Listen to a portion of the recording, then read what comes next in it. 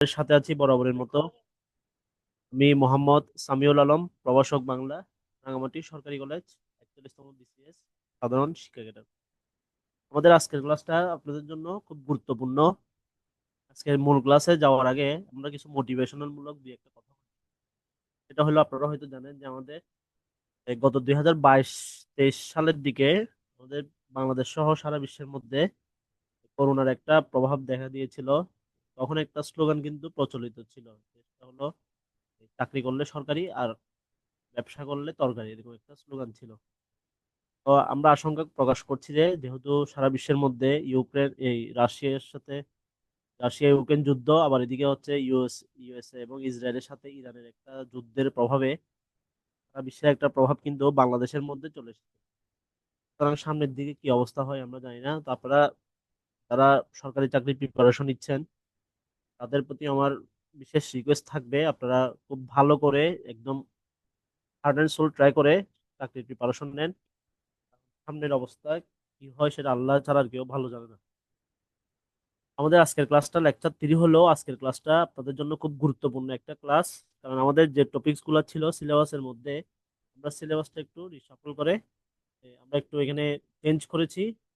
তো আজকের ক্লাসটা হচ্ছে আমাদের খুব গুরুত্বপূর্ণ একটা ক্লাস, যেটা হলো আমাদের যে চাকরির পরীক্ষার মধ্যে প্রায় সময় যে প্রশ্নটা হয় সেটা হলো বানান থেকে একটা প্রশ্ন, একটা বা দুইটা প্রশ্ন কিন্তু চাকরি পরীক্ষায় সবসময় হয়ে থাকে।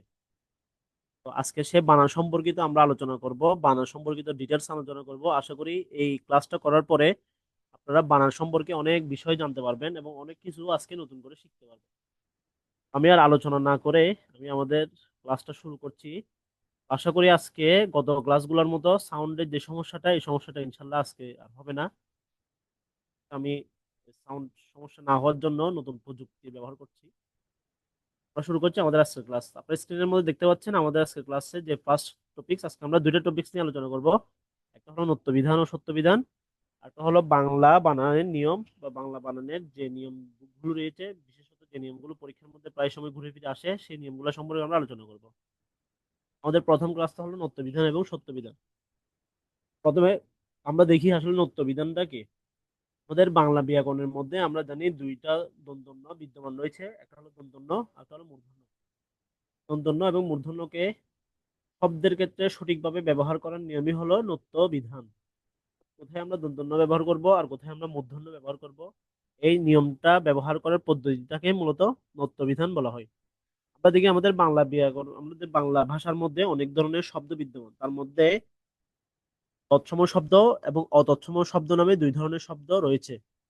তাহলে ব্যাকরণবিদরা তারা বলেছেন যে যে সকল শব্দগুলো তৎসম শব্দ সে সকল শব্দের ক্ষেত্রে আমরা মূর্ধন্য ব্যবহার করব, আর যে সকল শব্দগুলো অতৎসম শব্দ, বিশেষত অতৎসমের মধ্যে অন্তর্ভুক্ত হলো তদ্ভব, দেশি, বিদেশি, এই শব্দগুলোর ক্ষেত্রে আমরা দন্তন্য ব্যবহার করব। অর্থাৎ এই শব্দগুলোর ক্ষেত্রে আমরা দন্তন্য এর ব্যবহার বিধিটা রেখে দিব।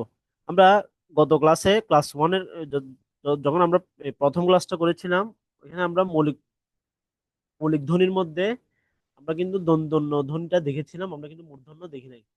তো মূলত আমাদের মূর্ধন্যটা হলো দন্তন্যর একটা সম্প্রসারিত রূপ, অর্থাৎ দন্তন্য যে বর্ণটা রয়েছে সেই বর্ণটারই সম্প্রসারিত রূপ হিসেবে মূর্ধন্য হয়েছে, মূর্ধন্য বর্ণটা নেওয়া হয়েছে।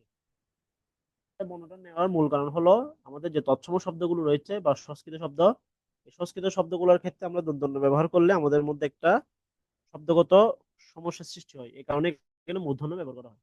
তাহলে আমরা একটু দেখি যে আমাদের মূর্ধন্য কোথায় ব্যবহারের নিয়ম রয়েছে। আমরা দেখি আমাদের যে তৎসম শব্দের মধ্যে রি, র, রেফ এবং মূর্ধন্য ষ, মানে মূর্ধন্যের গঠন মূর্ধন্য ষ এবং ক্ষীয় এই বর্ণের পরে দন্ত ন না হয়ে এখানে মূর্ধন্য হয়ে যাবে। অর্থাৎ কোনো একটা শব্দ পূর্বে যদি রি, র, রেফ এবং মূর্ধন্য ষ এবং ক্ষীয় এটা আসে, তারপরে যদি দন্ত ন আসে, সেই দন্ত নটা কি হয়ে যাবে, মূর্ধন্য হয়ে যাবে। যেমন ঋণ, যেমন ঋণ, তৃণ, বর্ণ, বিষ্ণু, বরণ, ঘৃণা, এগুলো সবগুলো হচ্ছে এই নিয়ম থেকে এসেছে। এটা হচ্ছে আমাদের বেসিক নিয়ম। জিনিসটা হচ্ছে আমাদের একদম সবচেয়ে বেসিক নিয়ম হচ্ছে যে এটা। এবং এখান থেকে আমাদের অন্যান্য যে নিয়মগুলো রয়েছে সেই নিয়মগুলো এখান থেকে মূলত আবর্তিত হবে, আমাদের কমন বা বেসিক নিয়ম বলা হয়। আমরা দেখি আমাদের যে টবর্গীয় যে ধ্বনি, সে টবর্গীয় ধ্বনির পূর্বের দন্তন্যটা মূর্ধন্য হয়ে যাবে। এটাতে হচ্ছে প্রথম বেসিকটা হচ্ছে এটার পরের বর্ণটা হবে মূর্ধন্য, আর এটা হচ্ছে ট বর্গীয় ধ্বনির আগের বর্ণটা হবে মূর্ধন্য। যেমন বন্টনের মধ্যে আপনি দেখেন দন্তন্য ট আমরা ভাগ করলে এখানে এই দন্তন্য না বর্ণটা প্রথম যে দন্তন্যটা এটাই হচ্ছে মূর্ধন্য হয়ে যাবে। এছাড়াও লুণ্ঠন খণ্ড এই সবগুলো হচ্ছে এই নিয়ম থেকে এসেছে। পরবর্তী নিয়মটা আমরা দেখি যে প্র পরা পরিনির এই চারটি উপসর্গের পরে এবং অন্তের শব্দের পরে সাধারণত যদি দন্তন্য আসে এই দন্তন্যটা মূর্ধন্য হয়ে যাবে। আপনারা দেখেন, আপনারা যদি এই নিয়মটা মনে রাখতে পারেন তাহলে বাকি নিয়মগুলো আপনাদের জন্য কমন হয়ে যাবে। যেমন এখানে দেখেন প্র এর সাথে একটা র আছে, তো আমরা বলেছি র এর পরে দন্তন্য আসছে সেটা মূর্ধন্য হয়ে যাবে। আবার পরায়ের সাথেও র আছে, পরির সাথেও র আছে, নীরের সাথেও র আছে। আবার দেখেন অন্তরের পরেও কিন্তু র আছে। তাহলে এই ববিন্দ্র বা র থাকলে তাহলে এর পরের বর্ণটা আমাদের কি হয়ে যাবে? দন্তন্যটা মূর্ধন্য হয়ে যাবে।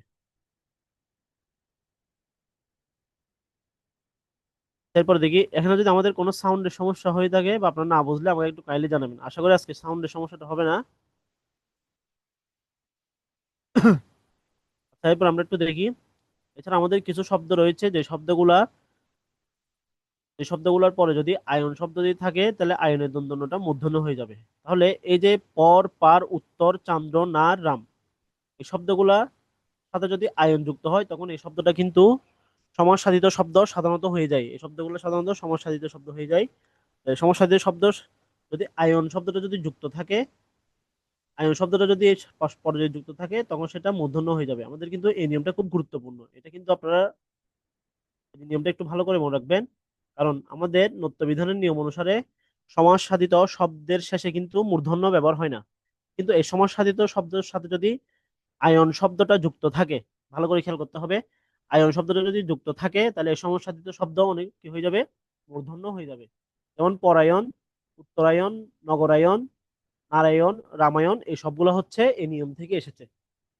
তাহলে আমরা একটু পরে দেখবো যে আমাদের সমাসসাধিত যে শব্দগুলো রয়েছে এই সমাসসাধিত শব্দগুলোর ক্ষেত্রে কিন্তু মূর্ধন্য ব্যবহার করা হয় না। কিন্তু আমরা সমাসসাধিত শব্দের শেষে যদি আয়ন শব্দটা দেখি, আমি এখানে এই লাল কালি দিয়ে এগুলো দাঁড়িয়ে দিচ্ছি, আয়ন শব্দটা যদি আমরা দেখি তখন এটা কি হয়ে যাবে? মূর্ধন্য হয়ে যাবে। এটা একটু খেয়াল করতে হবে। এছাড়াও কতগুলো শব্দ সাধারণত মূর্ধন্য হয়, আপনারা এখান থেকে হচ্ছে এগুলো মনে রাখবেন। নিক্কণ, চিক্কণ, তারপর হচ্ছে বণিক, এই শব্দগুলো একটু ভালো করে মনে রাখবেন। বাকিগুলো জাস্ট একটু রিডিং বলে হয়ে যাবে। বাকিগুলো আমাদের মধ্যে তেমন আসে না, তবে এদিকে লবণটা একটু দেখতে হবে। বাকিগুলো জাস্ট একটু রিডিং বললে হবে। এখানের মধ্যে এইগুলোর বানানগুলো আমাদের একটু মনে রাখতে হবে, কারণ চিক্কণ, নিক্কণ, বণিক এই বানানগুলো কিন্তু পরীক্ষার মধ্যে আসে।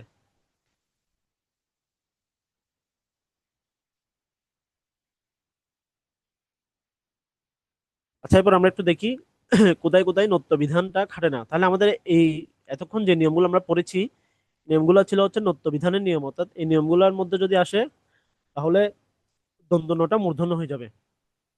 তাহলে এমন কিছু নিয়ম আছে বা এমন কিছু বিষয় আছে যেখানে আমরা দেখি যে এই নিয়মগুলো আসলেও নত্য বিধানটা খাটবে না।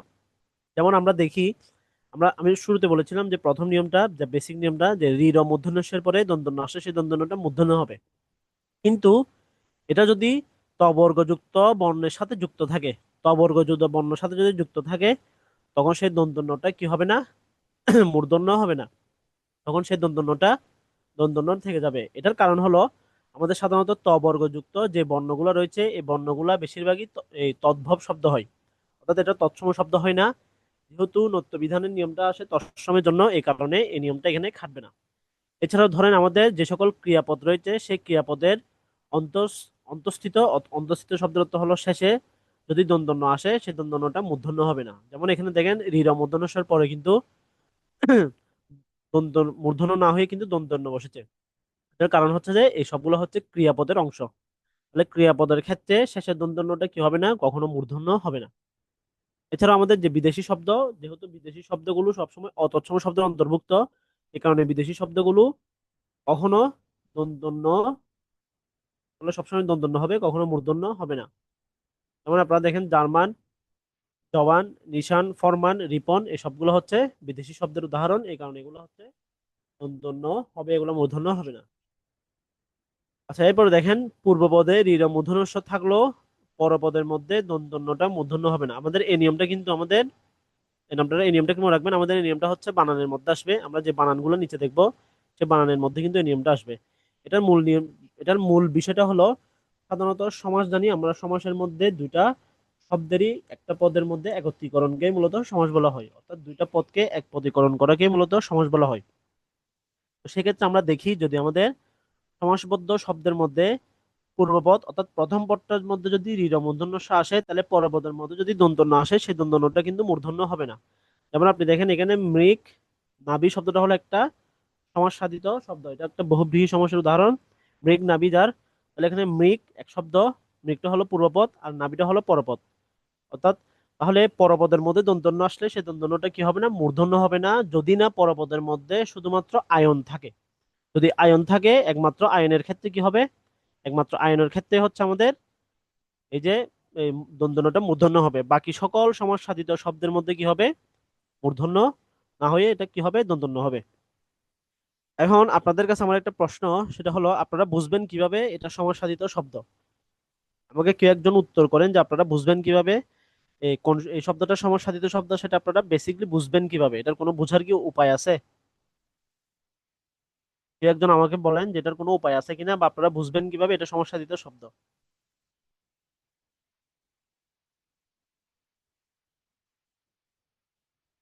কমেন্ট করতে পারেন, অথবা আপনারা এখানে চ্যাটের মধ্যে লিখতে পারেন, যে উপায়ে সুবিধা হয় দুইটা উপায় লিখতে পারেন।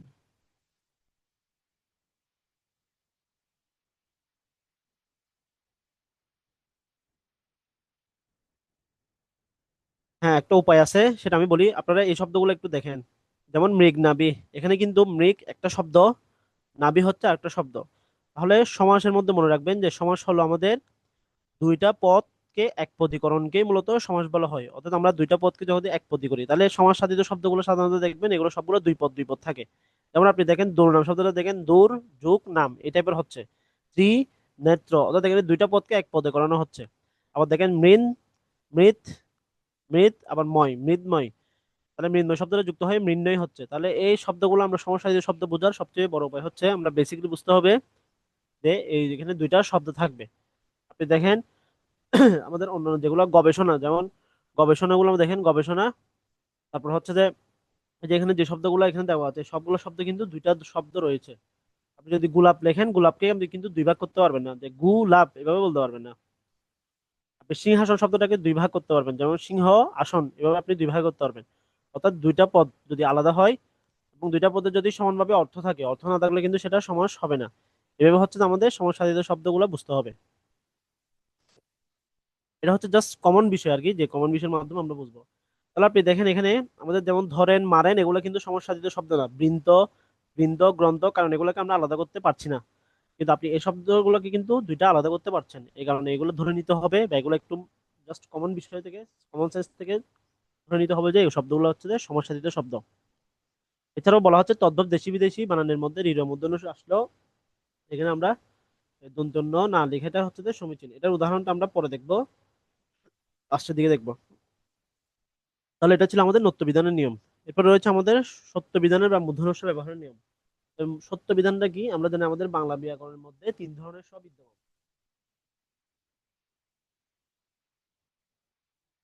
স হচ্ছে দন্ত স, একটা হলো মূর্ধন্য ষ, একটা হলো তালব্য স। তাহলে আমাদের সাধারণত তালব্য স কিন্তু সে আগে থেকে স্যারেন্ডার করে ফেলছে, মানে সে হচ্ছে যে এই সকল ভেজালের মধ্যে সে খুব একটা নাই। মূল ভেজালটা লাগে হচ্ছে দন্ত স এর সাথে মূর্ধন্য ষ এর, অর্থাৎ যেখানে এই সমস্যাটা সৃষ্টি হয় এখানে হয় দন্ত স সমস্যা, না হলে মূর্ধন্য ষ সমস্যা। তাহলে তালব্য শ সমস্যাটা কিন্তু খুব একটা নাই, কারণ তালব্য শ হচ্ছে সে এই সকল ভেজালের মধ্যে সে নিজেকে এখানে ইনক্লুড না করে সে কিন্তু স্বাধীন। সে শুধু বলেছে যে সে আরবি শব্দের ক্ষেত্রে যখন এস এইচ যুক্ত যে শব্দগুলো আসে এই শব্দগুলোর ক্ষেত্রে কিন্তু তালব্যস্য যুক্ত হয়, আর বাকি সকল ক্ষেত্রে কিন্তু তালব্যস্য ছাদ দিয়ে দিছে। কিন্তু মেন সমস্যাটা হয়ে যায় আমাদের দন্তস্বয়ের সাথে মূর্ধন্যষের। তাহলে এখানে বলা হচ্ছে আমরা যখন তৎসম শব্দ এবং অতৎসম শব্দ ব্যবহার করব, সেক্ষেত্রে তৎসম শব্দের ক্ষেত্রে আমরা মূর্ধন্যস্য ব্যবহার করব, এবং অতৎসম শব্দের ক্ষেত্রে আমরা সাধারণত দন্তস্ব ব্যবহার করব, বিশেষ কিছু নিয়ম ছাড়া বাকি সকল ক্ষেত্রে আমরা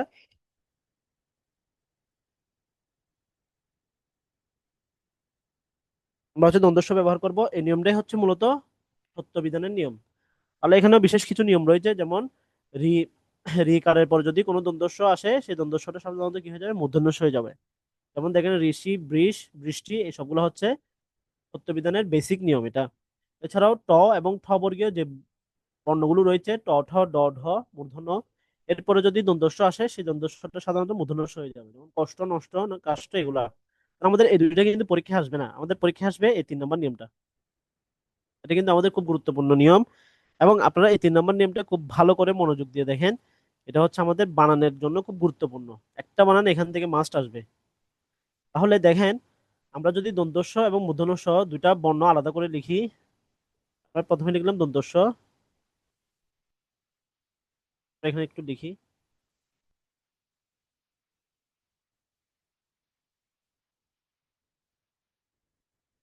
এখানে লিখলাম দন্তস্ব আর এখানে লিখলাম মূর্ধন্য ষ।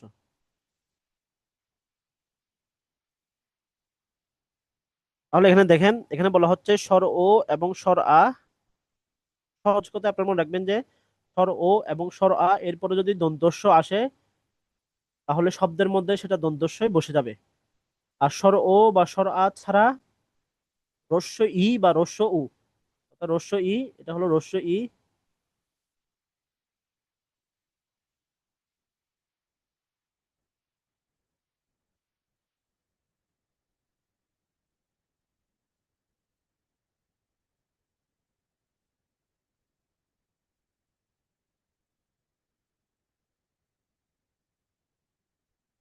তাহলে স্বর ও বা স্বর আ এর পরে দন্তস্ব আসলে সেই দন্তস্বটা দন্তস্ব হয়ে যাবে। স্বর ও স্বর আ ব্যতীত যদি রস্য ই বা রস্য উ আসে, এরপরে যদি দন্তস্ব আসে, এই দন্তস্বটা কি হয়ে যাবে, মূর্ধন্য ষ হয়ে যাবে। আপনারা এখানে যে বানানগুলো রয়েছে এই বানানগুলো একটু ভালো করে খেয়াল করেন। আমরা দেখি যে এখানে ভবিষ্যৎ, এখানে ভবিষ্যতের মধ্যে দেখেন যে রস্য ই এরপরে দন্তস্ব ছিল, তাহলে নিয়ম অনুসারে সেই দন্তস্বটা কি হয়ে যাবে, সেই দন্তস্বটা মূর্ধন্য ষ হয়ে যাবে। একইভাবে পরিষ্কারের মধ্যে আপনারা দেখেন যে রস্য ই এর পরে দন্তস্ব আছে, সেই দন্তস্বটা কি হয়ে যাবে, মূর্ধন্য ষ হয়ে যাবে। একইভাবে মুমূর্ষ বা মুমূর্ষু, এই সকলগুলোর ক্ষেত্রে দ্বন্দ্বস্ব আসলে সেটা কি হয়ে যাবে, দ্বন্দ্বস্ব হয়ে যাবে। কিন্তু আপনি যদি পুরস্কার লিখেন, আপনি যদি বলেন যে পুরস্কার শব্দটা, তাহলে এই পুরস্কার শব্দটার মধ্যে কি হবে না, এখানে মূর্ধন্য ষ হবে না, কারণ পুরস্কার শব্দের মধ্যে কিন্তু রস্য ই বা রস্য উকার কোনোটাই নেই। এখানে হচ্ছে যে স্বর ও বা স্বর আ আকার আছে, এই কারণে পুরস্কার শব্দটা কি হয়ে যাবে, দ্বন্দ্বস্ব হয়ে যাবে। একইভাবে নমস্কার শব্দের ক্ষেত্রে কি হবে, দ্বন্দ্বস্ব হবে। তাহলে যে সকল শব্দের পরে শব্দের আগে যদি স্বর ও বা স্বর আ আসে, তাহলে সেটা হয়ে যাবে দন্তস্ব। আর স্বর ও স্বর আ ছাড়া যদি রস্য ই বা রস্য ওকার আসে, তখন সেটা কি হয়ে যাবে, মূর্ধন্য ষ হয়ে যাবে। তাহলে এখানে বাকি যে এখানে নিচে এই নিয়মের মাধ্যমে আপনি বাকি সকল নিয়মগুলো, এগুলো সবগুলো হচ্ছে এই নিয়ম থেকে এসেছে। এই নিয়মটা আর আলাদা করে পড়ার দরকার নাই। এটা জাস্ট একটা নিয়ম মনে রাখলে আমাদের এই 3টা তত্ত্ববিধানের নিয়ম আপনারা ইজিলি মনে রাখতে পারবেন। যেমন এখানে দেখেন অতিষ্ঠ, যেহেতু রস্বীকার রয়েছে এটা মূর্ধন্য ষ হয়ে গেছে, রস্যকার রয়েছে এগুলো এটা মূর্ধন্য ষ হয়ে গেছে। একইভাবে নিষেধ, অভিষেক, বিষণ্ণ, সুষম, এই সবগুলো হচ্ছে মূর্ধন্য ষ হবে। এরপরে আমরা নিষ্কাম, দুষ্কর, তারপর বহিষ্কার, নিষ্পাপ, এই সকলগুলো কি হয়ে গেছে, মূর্ধন্য ষ হয়ে গেছে। তাহলে কতগুলো শব্দ রয়েছে যেগুলো বিশেষত বিশেষত আসে, আমাদের এগুলো সাধারণত পরীক্ষার মধ্যে আসে না। আমাদের এখান থেকে হচ্ছে গুরুত্বপূর্ণ হচ্ছে যে গুলবৃত্ত দিয়ে যে মার্কটা করে দিয়েছি, এই মার্কটা হচ্ছে আমাদের পরীক্ষার জন্য গুরুত্বপূর্ণ। এখন আপনারা আমাকে একটু কাইন্ডলি বলেন আপনারা এই নিয়মটা একটু বুঝতে পারছেন কিনা, কারণ এই নিয়মটা হচ্ছে আমাদের বানানোর জন্য খুব গুরুত্বপূর্ণ। আমি আপনাদেরকে যে নিয়মটা বোঝাইতে চাইছি সেই নিয়মটা আপনারা বুঝতে পারছেন কিনা আমাকে একটু কাইন্ডলি রেসপন্স করবেন মাঝে মাঝে। ধন্যবাদ, থ্যাংক ইউ। ওকে, তাহলে আমরা এরপরে আগাই। তারপর হচ্ছে যে আমাদের কতগুলো বিদেশি শব্দ যেগুলো সবসময় এই তালব্য শ বা দন্তস্ব হয়, এগুলো সবগুলো হচ্ছে বিদেশি শব্দ। আপনারা জাস্ট পড়ার সুবিধার্থে এই শব্দগুলো একবার পড়ে যাবেন পরীক্ষার আগে। সরি, এগুলো একবার পড়ে গেলে মোটামুটি আমাদের পরীক্ষার জন্য একবার পড়ে গেলে হয়ে যাবে। এগুলো কিন্তু আমাদের কি হবে না, যেহেতু এগুলো বিদেশি শব্দ। আবারও বলছি, আমাদের এতক্ষণ আমরা যে নিয়মগুলো এখানে বলেছি, স্বর ও স্বর আ ছাড়া অন্য কোনো বর্ণের সাথে দ্বন্দ্ব স বা মূর্ধন্য ষ হবে না, এগুলো সবগুলো হচ্ছে তৎসম শব্দের জন্য প্রযোজ্য। এগুলো সবগুলো হচ্ছে তৎসম শব্দের ক্ষেত্রে প্রযোজ্য। বাকি যে শব্দগুলো রয়েছে, যেমন এখানে রস্বীকার রয়েছে, রস্বীকারের পরে কিন্তু এটা দ্বন্দ্ব সটা মূর্ধন্য ষ হবে না, কারণ এগুলো হচ্ছে বিদেশি শব্দ। তাহলে যখনই আমাদের বিদেশি শব্দ আসবে বা অতৎসম শব্দ আসবে, তখন কিন্তু এই নিয়মটা কিন্তু আমাদের প্রযোজ্য হবে না, এটা একটু খেয়াল রাখতে হবে। আর আপনারা জাস্ট এই শব্দগুলো একটু একবার করে রিডিং পড়ে গেলে মোটামুটি হয়ে যাবে। এরপর আমরা একটু দেখি আমাদের কোথায় কোথায় সত্য বিধান দেখাতে না। আমরা জানি যে সাত প্রত্যয়ান্ত যে শব্দগুলা, অর্থাৎ সাত হচ্ছে একটা প্রত্যয়। যেহেতু প্রত্যয়, এটা হচ্ছে এখানে একটা ভাগ আছে, অর্থাৎ ভূমি যোগ সাত, এটা কিন্তু একসাথে শব্দ না, এ কারণে এখানে এই নিয়মটা খাটবে না। যেহেতু এটা প্রত্যয় সাধিত শব্দ এবং সাত কিন্তু, এটা কিন্তু কোনো শব্দ না, সাত হচ্ছে একটা প্রত্যয়, যেহেতু প্রত্যয়, এই কারণে এখানে এই নিয়মটা খাটবে না। যদি এটা প্রত্যয় সাধিত শব্দ না হয়ে একটা শব্দ হইতো, তখন এই নিয়মটা এখানে খাটতো, এখানে এই নিয়মটা হবে না। এছাড়াও খাঁটি বাংলা বিদেশি শব্দ, যেটা বললাম, খাঁটি বাংলা এবং বিদেশি শব্দের ক্ষেত্রে আমাদের এই নিয়মটা খাটবে না। যেমন স্টেশন, এটা আপনারা হয়তো অনেকে জানেন, স্টেশনটা কি হবে, এখানে দ্বন্দ্ব স, এখানে মূর্ধন্য স হবে না, দ্বন্দ্ব স হবে। এখন আমি আপনাদেরকে একটা প্রশ্ন করি, সেটা হলো আমরা যে খ্রিস্টান যে শব্দটা লিখি, খ্রিস্টান, এই খ্রিস্টান শব্দটার সাথে কি হবে, দ্বন্দ্ব স হবে না মূর্ধন্য স হবে? এটা এটা আমাকে একটু কাইন্ডলি একটু জানান। খ্রিস্টান শব্দটা কি হবে, দ্বন্দ্ব স হবে না মূর্ধন্য স হবে? এটা একটু আমাকে একটু কাইন্ডলি জানান। খ্রিস্ট, খ্রিস্টান এই শব্দগুলো, দ্বন্দ্ব স, বাকিরা, বাকিরা,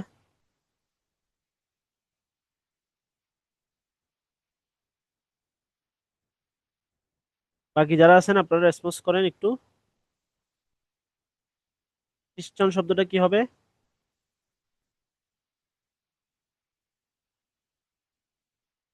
আচ্ছা, এখানে দেখা যাচ্ছে খ্রিস্টান, খ্রিস্টান শব্দটা হচ্ছে আমাদের বাংলা একাডেমি, এখানে দুই দুই ধরনের মতামত রয়েছে, একটু খেয়াল করবেন। এখন ধরুন পরীক্ষার মধ্যে, এটা যেহেতু একটা, বাংলা একাডেমি দুই ধরনের মতামত দিয়েছে, এই শব্দ এটা সাধারণত আসে না। বাংলা একাডেমি প্রথমে মতামত দিয়েছিল, সেটা হলো যেহেতু আমাদের নিয়ম অনুসারে খ্রিস্টানের মধ্যে দ্বন্দ্ব স হবে না, এটা বিদেশি শব্দ, এই কারণে খ্রিস্টান শব্দটা সাজ্জাদ হোসেন যেভাবে লিখেছে, আপনারা যেভাবে বলেছেন দ্বন্দ্ব স দিয়ে, সেটা হবে। পরবর্তীতে আমাদের যে খ্রিস্টান যে সম্প্রদায়রা রয়েছে,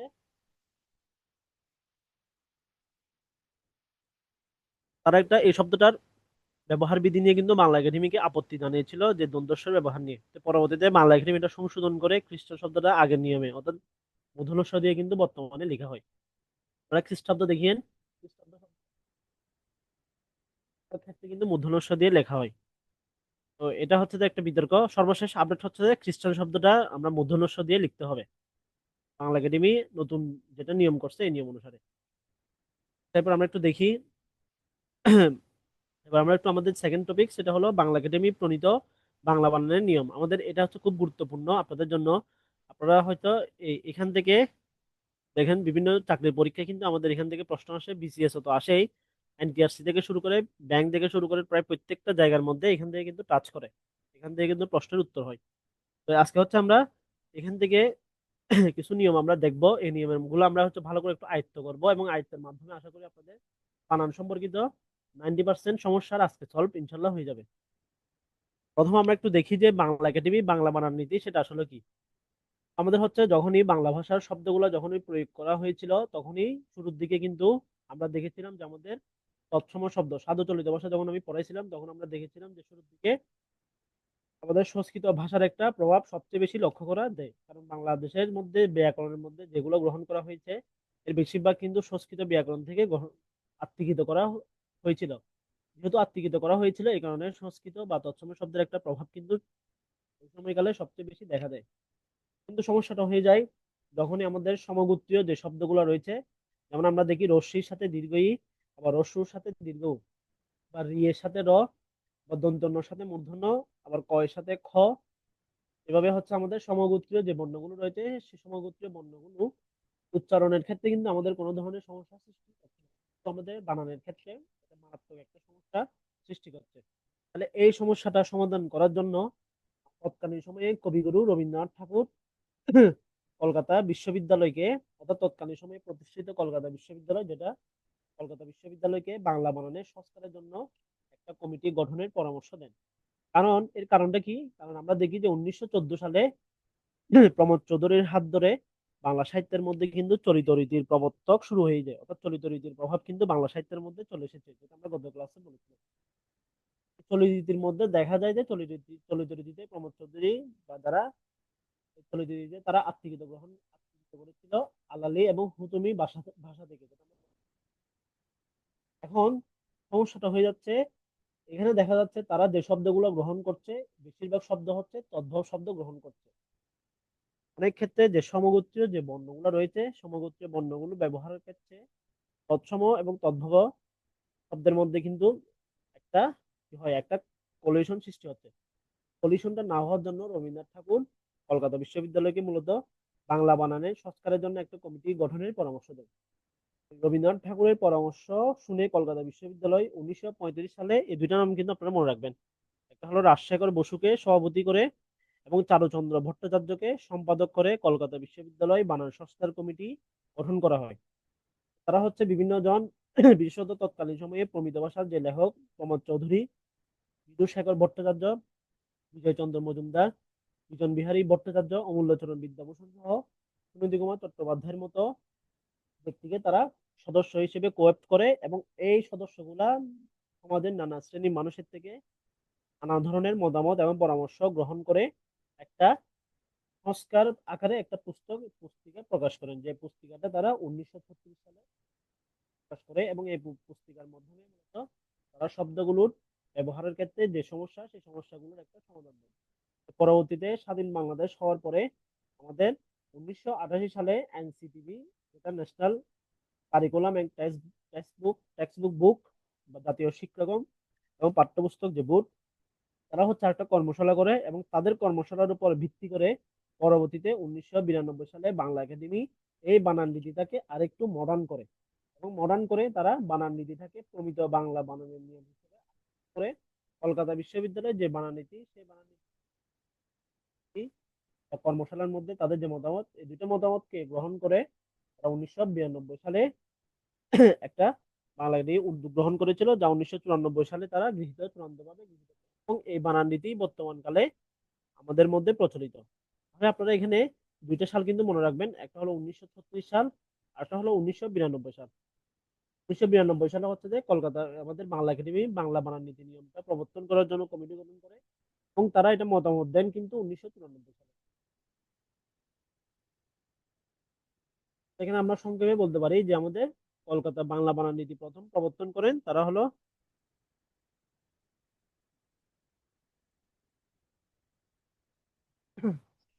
হ্যালো, হ্যাঁ, এখন কি সমস্যা হচ্ছে?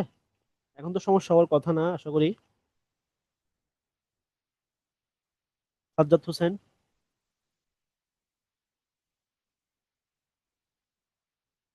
এখন আচ্ছা আচ্ছা, আমাকে একটু কাইন্ডলি জানাই, এখন তো সমস্যা হওয়ার কথা না, কারণ আমি হচ্ছে ডিভাইস, এখন তো ডিভাইস থেকে ইউজ করতেছি আর কি।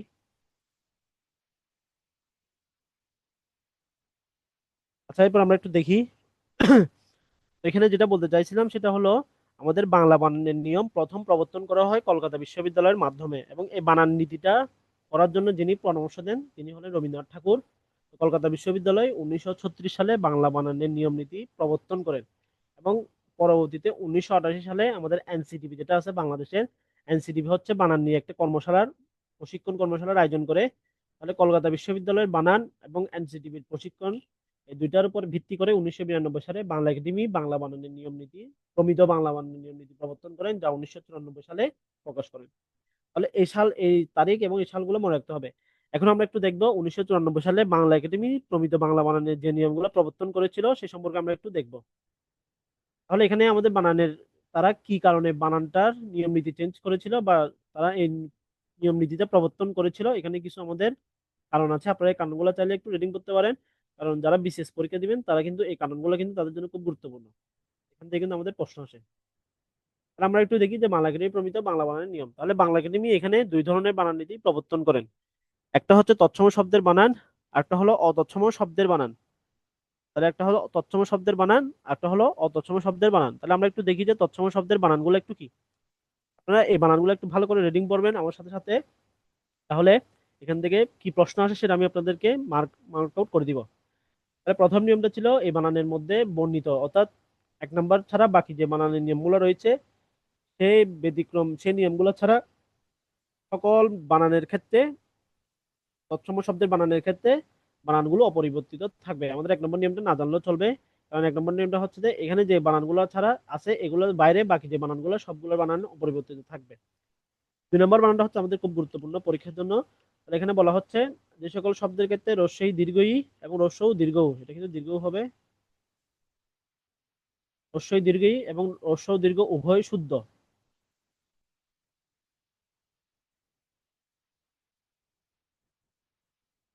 আমাদের তৎসম শব্দের কিছু বানান রয়েছে, যে বানানগুলোর মধ্যে আমরা দেখি রস্বই এবং দীর্ঘই এবং রস্য ও দীর্ঘ উভয় বানানের তৎসম শব্দের বানানগুলো আসে।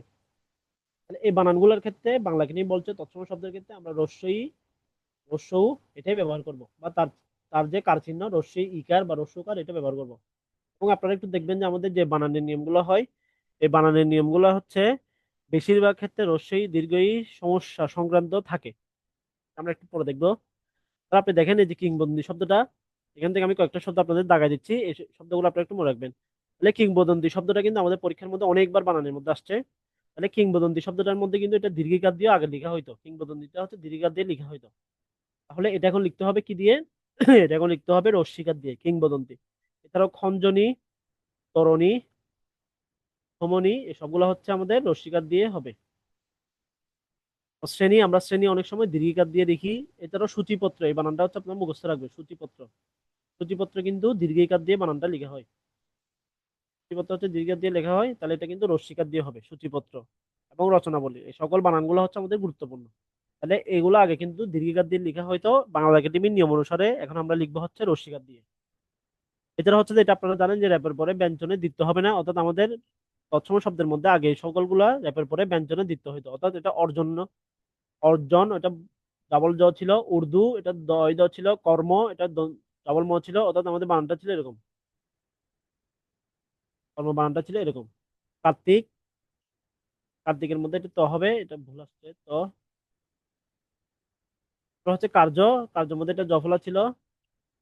এগুলো সবগুলো হচ্ছে আমাদের ভুল বানান। বার্ধক্য, মূর্ছা, সূর্য, এই সবগুলো হচ্ছে যে দ্বিত্ব ছিল। বাংলাকে নিয়ে বলছে যে র্যাপের পরে এখন আর দ্বিত্বটা বসানো যাবে না।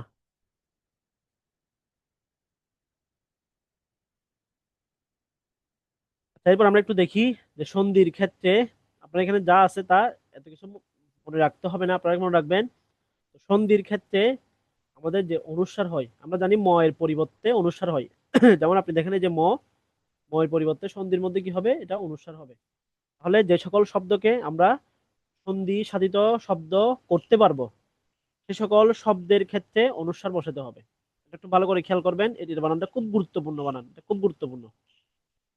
এটা নিয়ে আমাদের কিন্তু বেশিরভাগ স্টুডেন্ট এটা ভুল করে। তাহলে যে সকল শব্দের ক্ষেত্রে আমরা সন্ধি সাধিত যে সকল শব্দের ক্ষেত্রে আমরা অনুস্বার ব্যবহার করি, তাহলে কোনটাতে কোথায় আমরা অনুস্বার ব্যবহার করি? ম এর পরিবর্তে। এই সবগুলো কিন্তু সম সমযোগ গীত সমাসঙ্গীত, শুভম যোগ কর শুভঙ্কর, হৃদয়ম যোগ গম সমান হৃদয়ঙ্গম, সম যোগ গঠন সমান সংগঠন, এগুলো সবগুলো হচ্ছে ম এর পরিবর্তে অনুস্বার ব্যবহৃত হয়েছে। সন্ধি সাধিত শব্দের ক্ষেত্রে আমরা অনুস্বার ব্যবহার করব। আর যে সকল শব্দ সন্ধি সাধিত হবে না, তাহলে সে সকল ক্ষেত্রে আমরা কি ব্যবহার করব? ও ব্যবহার করব। তাহলে এই নিয়মটা একটু ভালো করে খেয়াল রাখতে হবে। এখন আপনারা হচ্ছে অনেকগুলো শব্দ দেখবেন যে শব্দগুলোর বানান আপনারা এতদিন পড়ে আসছেন একরকম, কিন্তু আসলে এটা শুদ্ধ বানানটা হবে অন্যরকম। যেমন আমরা যখন অঙ্ক লিখি, আমরা অঙ্ক লিখি কিন্তু এইভাবে অনুস্বার দিয়ে লিখি আমরা অঙ্ক। আপনারা প্রায় বেশিরভাগই সময় দেখেন অঙ্কটা আমরা কিন্তু অনুস্বার দিয়ে লিখি, কিন্তু অঙ্কটা হচ্ছে সন্ধি সাধিত শব্দ যেহেতু না, এই কারণে অঙ্ক বানানটা কি হবে? উ দিয়ে হবে, এটা অনুস্বার দিয়ে হবে না। এটাই হচ্ছে বাংলা একাডেমির বানান নীতি। এরপর আপনারা দেখেন অঙ্গ, আকাঙ্ক্ষা, আকাঙ্ক্ষা বানানটা আপনারা দেখেন, আকাঙ্ক্ষা আমরা কিন্তু উ এর জায়গায় অনুস্বার দিয়ে লিখি। আবার এখানে আমরা খ লিখি, এটা খতে লেখা যাবে না, এটা খ লিখতে হবে, আকাঙ্ক্ষা। এরপর আতঙ্ক, কঙ্কাল, বঙ্কিম, বঙ্গ, শৃঙ্খলা, সঙ্গে সঙ্গী, এই সবগুলো হচ্ছে আমাদের কি হবে? এই সবগুলো হচ্ছে আমরা কি বানানে লিখবো? এই সবগুলোর ক্ষেত্রে আমরা অনুস্বার দিয়ে লিখবো। তাহলে এখন আপনাদের কাছে আমার প্রশ্ন হচ্ছে, আমরা যদি রাঙ্গামাটি এবং বাংলাদেশ লিখি, এক্ষেত্রে আমরা কোন দুইটা নিয়ম ফলো করব? আমাকে একটু কমেন্ট মধ্যে জানান আপনারা। প্রথমে আপনারা বলেন রাঙ্গামাটির ক্ষেত্রে আমাদের কি হবে?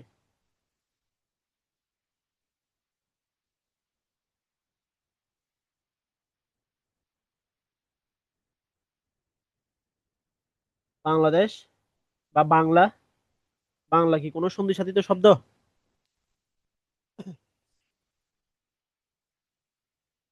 শুনেন আপনাদের বলি, সেটা হলো যদি আপনি বাংলাটা ভাষা এবং দেশ হিসেবে ব্যবহার করেন, বাংলাটা যদি আপনারা ভাষা এবং দেশ হিসেবে যদি ব্যবহার করেন, আপনারা যে বাংলা অনুস্বার দিয়ে লিখছেন সেই অনুস্বারটা কিন্তু শুদ্ধ।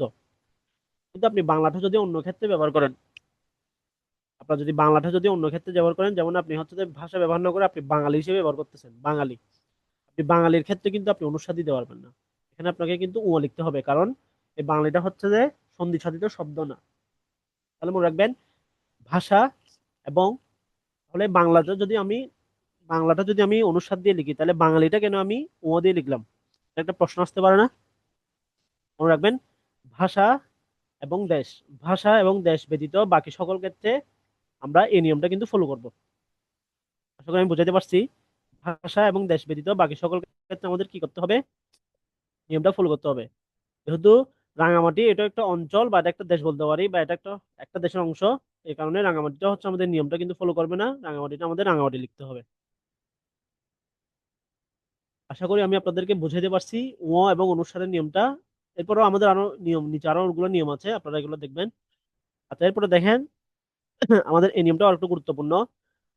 যদি কোনো শব্দের সাথে ইন প্রত্যয়ান্ত শব্দ হয়, তাহলে কোনো শব্দের শেষে যদি ইন প্রত্যয়ান্ত শব্দ হয়, মনে রাখবেন ইন প্রত্যয়ান্ত শব্দ সমান এটা দীর্ঘিকার হয়ে যাবে।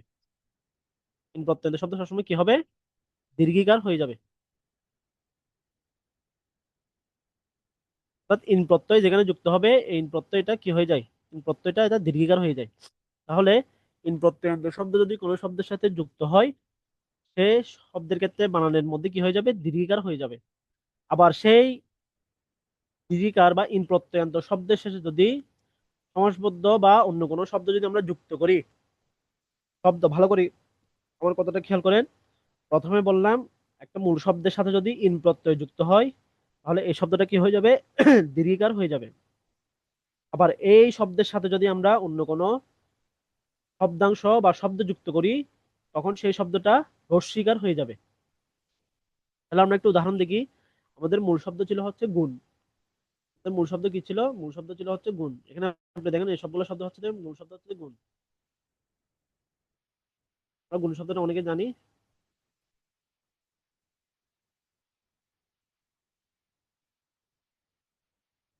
তাহলে এই গুণের সাথে আমরা ইন প্রত্যয় যুক্ত করে কি করলাম? গুণী বানাইলাম। তাহলে গুণের সাথে ইন প্রত্যয় যুক্ত হয়ে কি হচ্ছে? দীর্ঘিকার হয়ে যাচ্ছে, গুণী হয়ে যাচ্ছে। আবার এই গুণী শব্দের সাথে আমরা জন নামের একটা শব্দাংশ যুক্ত করে এটাকে আমরা নতুন একটা শব্দ বানাইলাম। যখনই আমরা নতুন শব্দ বানাইলাম, তখন এই গুণীটা কি হয়ে যাচ্ছে? এখানে রস্বীকার হয়ে যাচ্ছে। তাহলে নিয়মটা কি বোঝা গেল? আমাকে একটু কাইন্ডলি কমেন্টে জানান, এটা খুব গুরুত্বপূর্ণ। ইন প্রত্যয়ান্ত হচ্ছে যে আমাদের যে প্রত্যয়গুলো রয়েছে, প্রকৃতি এবং প্রত্যয়, এই প্রত্যয়ের মধ্যে একটা প্রত্যয় আছে ইন প্রত্যয়। অর্থাৎ আমাদের যে সংস্কৃত তদ্ধিত প্রত্যয় আছে, সংস্কৃত তদ্ধিত প্রত্যয়ের একটা প্রত্যয় হলো ইন প্রত্যয়। যেখানে ইন প্রত্যয় যুক্ত হবে, তখনই মূল শব্দটা দীর্ঘিকার হয়ে যাবে। অর্থাৎ ইন প্রত্যয় যার সাথে যুক্ত হয়, এখানে গুণের সাথে কিন্তু এটা গুণী বানাইতে গেলে আমাদের এটা কিন্তু গুণের সাথে কিন্তু আমরা ইন প্রত্যয় যুক্ত করেছি। এটা হলো গুণ যুগ ইন।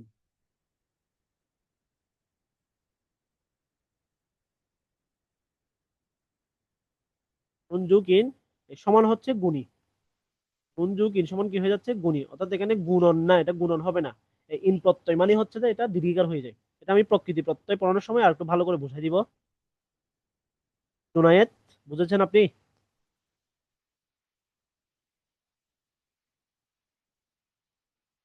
ধরেন আমি একটা শব্দের সাথে ইন ইন যুক্ত করলাম। যে শব্দের সাথে আমি ইন যুক্ত করব, পরবর্তীতে প্রকৃতি এবং প্রত্যয় সাধিত শব্দটা হয়ে যাবে দীর্ঘিকার। অর্থাৎ ইন প্রত্যয়ের জায়গায় এটা দীর্ঘিকার হয়ে যাবে। এটা হলো একটা নিয়ম আর কি, আমাদের সংস্কৃত তদ্ধিত প্রত্যয়ের একটা নিয়ম। তো এই ইন প্রত্যয়ান্ত শব্দের সাথে যখন আমরা একটা শব্দ যুক্ত করি, তখন এটা গুণ যুগ ইন সমান কি হয়ে যাচ্ছে? গুণী হয়ে যাচ্ছে। এই গুণীর সাথে আমরা যদি কিছু শব্দ বা শব্দাংশ যুক্ত করি, তখন এই দীর্ঘিকারটা কি হয়ে যাবে? রস্বীকার হয়ে যাবে। যেমন আপনি দেখেন প্রাণের সাথে আমি ইন প্রত্যয় যুক্ত করে প্রাণী বানাচ্ছি। তাহলে এই প্রাণীর সাথে আমি বিদ্যা, প্রাণী, তারপর হচ্ছে প্রাণীর সাথে আমি তারপর যে কোনো কিছু যুক্ত করলে এই প্রাণীটা কি হয়ে যাবে? রস্বীকার হয়ে যাবে। একইভাবে মন্ত্রীর সাথেও একই, মন্ত্রিসভা, মন্ত্রী পরিষদ গুলো হচ্ছে রস্বীকার হয়ে যাবে। তাহলে আমাকে একটু কাইন্ডলি জানান যে আপনারা এই নিয়মটা একটু বুঝতে পারছেন কিনা। কারণ আপনারা দেখবেন যে আপনারা বিগত সালের প্রশ্ন অ্যানালিসিস করলে দেখবেন এখান থেকে এই নিয়মগুলো কিন্তু পরীক্ষা অনেকবার ঘুরে ফিরে আসছে, অনেকবার আসছে। Thank you. তাহলে বাকিদের কোনো রেসপন্স নাই যে? ভিভো, স্যামসাং আর জুমান, ওরা কোনো রেসপন্স করতেছে না। ঠিক আছে, একটু রেসপন্স করিয়েন, তাহলে আমি বুঝতে পারবো আপনারা বুঝতে পারছেন কিনা। দেখি সবাইকে। তাহলে পরে নিয়ম আমরা একটু দেখি। তাহলে একই নিয়ম এটা, যে আমরা এখন যে নিয়মটা শিখেছিলাম সেটা একই নিয়ম, যেমন কৃতির সাথে শব্দাংশ যুক্ত করে, উপরে এগুলো ছিল শব্দ, উপরে এগুলো হচ্ছে আমরা শব্দ যুক্ত করেছি, আর নিচের গুলো হচ্ছে আমরা শব্দাংশ যুক্ত করছি। তাহলে শব্দাংশ যুক্ত করে এই সবগুলো কি হয়ে যাচ্ছে, রস্বীকার হয়ে যাচ্ছে। তাহলে আপনারা দেখবেন যে এগুলোর সাথে এইসব, আপনারা যারা বিগত সালের প্রশ্নগুলো পড়েছেন বা পড়তেছেন, আপনারা কিন্তু এগুলোর সাথে পরিচিত আছেন। এগুলো কিভাবে গঠিত হয়েছে সেটা আশা করি আজকের পর থেকে আপনারা জানতে পারবেন।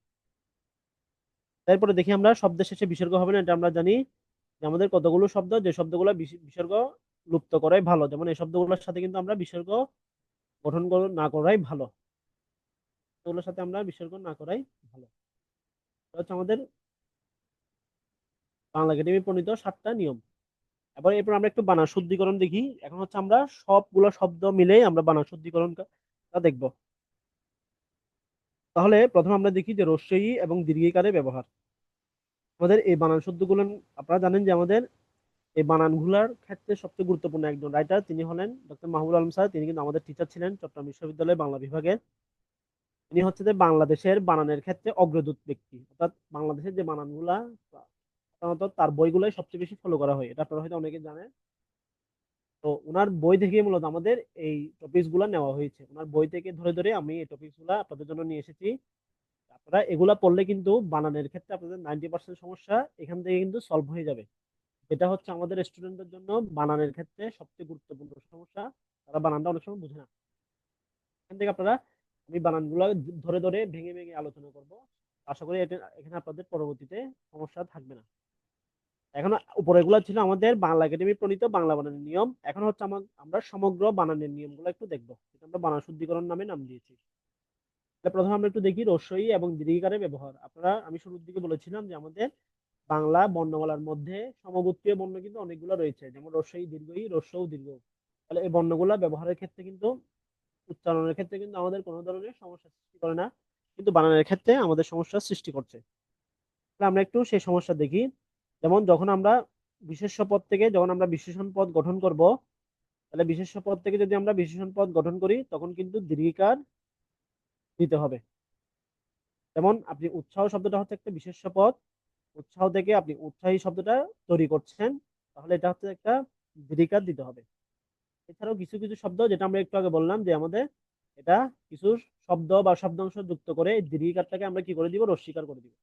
যেমন আমরা একটু আগে যেটা বললাম, অধিকারী এর সাথে ত যুক্ত করে অধিকারিত্ব, একাকী একাকিত্ব, কৃতি কৃতিত্ব, প্রতিদ্বন্দ্বী প্রতিদ্বন্দ্বিত্ব, প্রতিযোগী প্রতিযোগিতা, দীর্ঘসূত্রী দীর্ঘসূত্রিতা, উপকারী উপকারিতা, বাগ্মী বাগ্মী হবে, না আগাতে হবে না, বাগ্মিতা।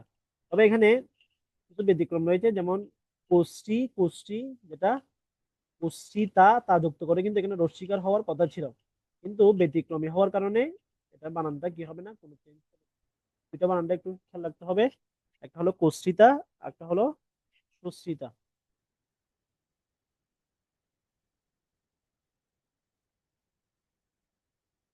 আচ্ছা, আপনাদের কাছে আমি আরেকটা প্রশ্ন করি।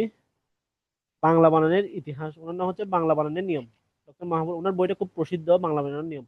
ওনার বইটা কিন্তু বিশাল বড়, অনেকগুলো নিয়ম। আপনারা এখানে এতগুলো নিয়ম হয়তো মাথার মধ্যে ঢুকবে কিনা আমি জানি না। কেউ নিতে চান ওনার বইটা নিতে পারেন, বাংলা বানানের নিয়ম বলতে দিবে মাহবুল হক। তো যাই হোক, আমি আপনাদেরকে তিনটা শব্দ বলছি, আপনারা এই তিনটা শব্দের বানানটা আমাকে একটু বলবেন। প্রথম শব্দ হলো মালদ্বীপ, চীনা বা চীনা, মালদ্বীপ, চীনা এবং শ্রীলঙ্কা, এর বানানগুলো কি হবে আমাকে একটু কাইন্ডলি বলেন তো আপনারা। মালদ্বীপ, চীনা এবং শ্রীলঙ্কা।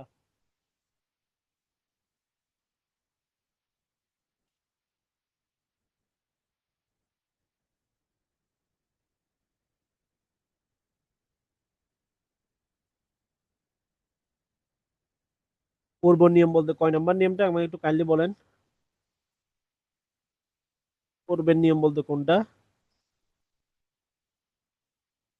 1.7 এটা কি আগে কোনটা?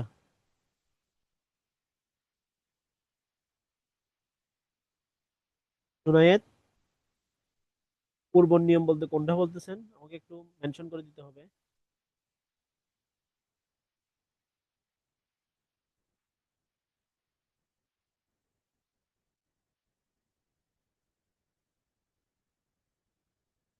এই যে বানান শুদ্ধিকরণের নিয়মটা এটা, রস্বই এবং দীর্ঘিকারের ব্যবহার এটা।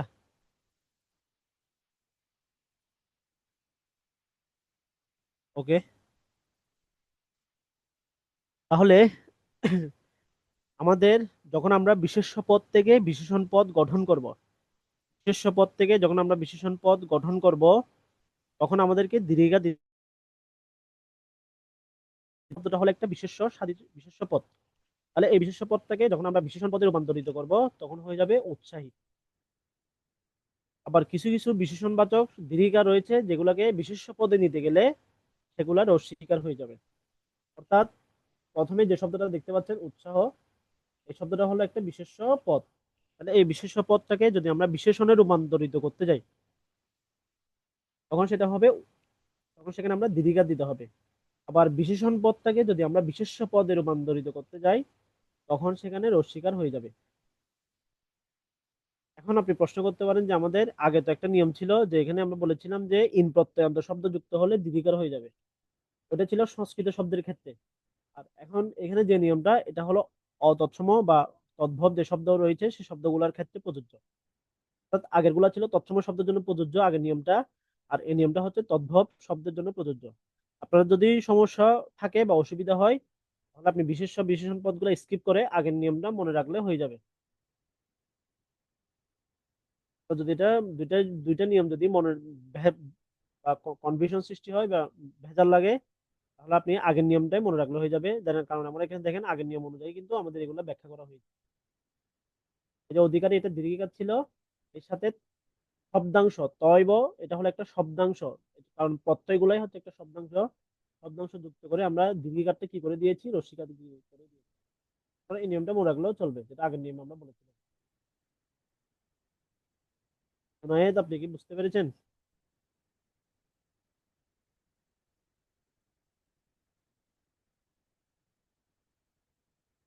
ওকে, থ্যাংক ইউ। আচ্ছা, তাহলে এরপর আমরা একটু দেখি।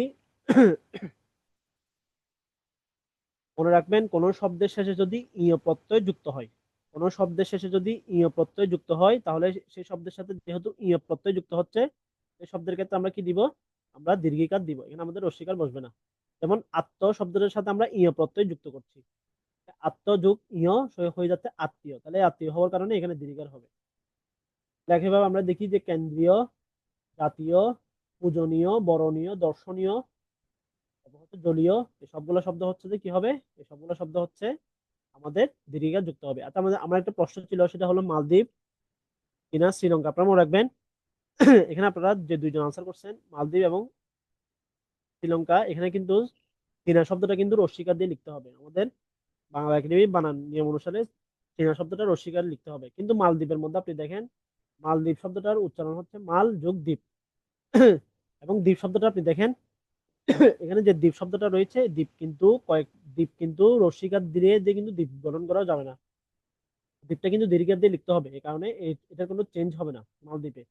একইভাবে শ্রীলঙ্কার মধ্যে আমরা দেখি যে লঙ্কা, শ্রী শব্দের অর্থ হলো কি, এই শ্রী শব্দটার অর্থ যদি আমরা রস্বীকার দিয়ে লিখি, এটার কিন্তু অর্থের পরিবর্তন হয়ে যাওয়ার কারণে এই অর্থগুলো কিন্তু চেঞ্জ হবে না। কিন্তু আপনি চীনার মধ্যে রস্বীকারটা কিন্তু চেঞ্জ করলে কোনো ধরনের সমস্যা হবে না। এই কারণে বাংলা একাডেমি বলছে যে চীনা শব্দটার বানান কিন্তু রস্বীকার দিয়ে লিখতে হবে। একইভাবে এটা আমাদের একটু পর আসবে, এই বানান নিয়মটা। যত ধরনের বিদেশি শব্দ রয়েছে সবগুলা বিদেশি শব্দের ক্ষেত্রে আমরা রস্বীকার ব্যবহার করব।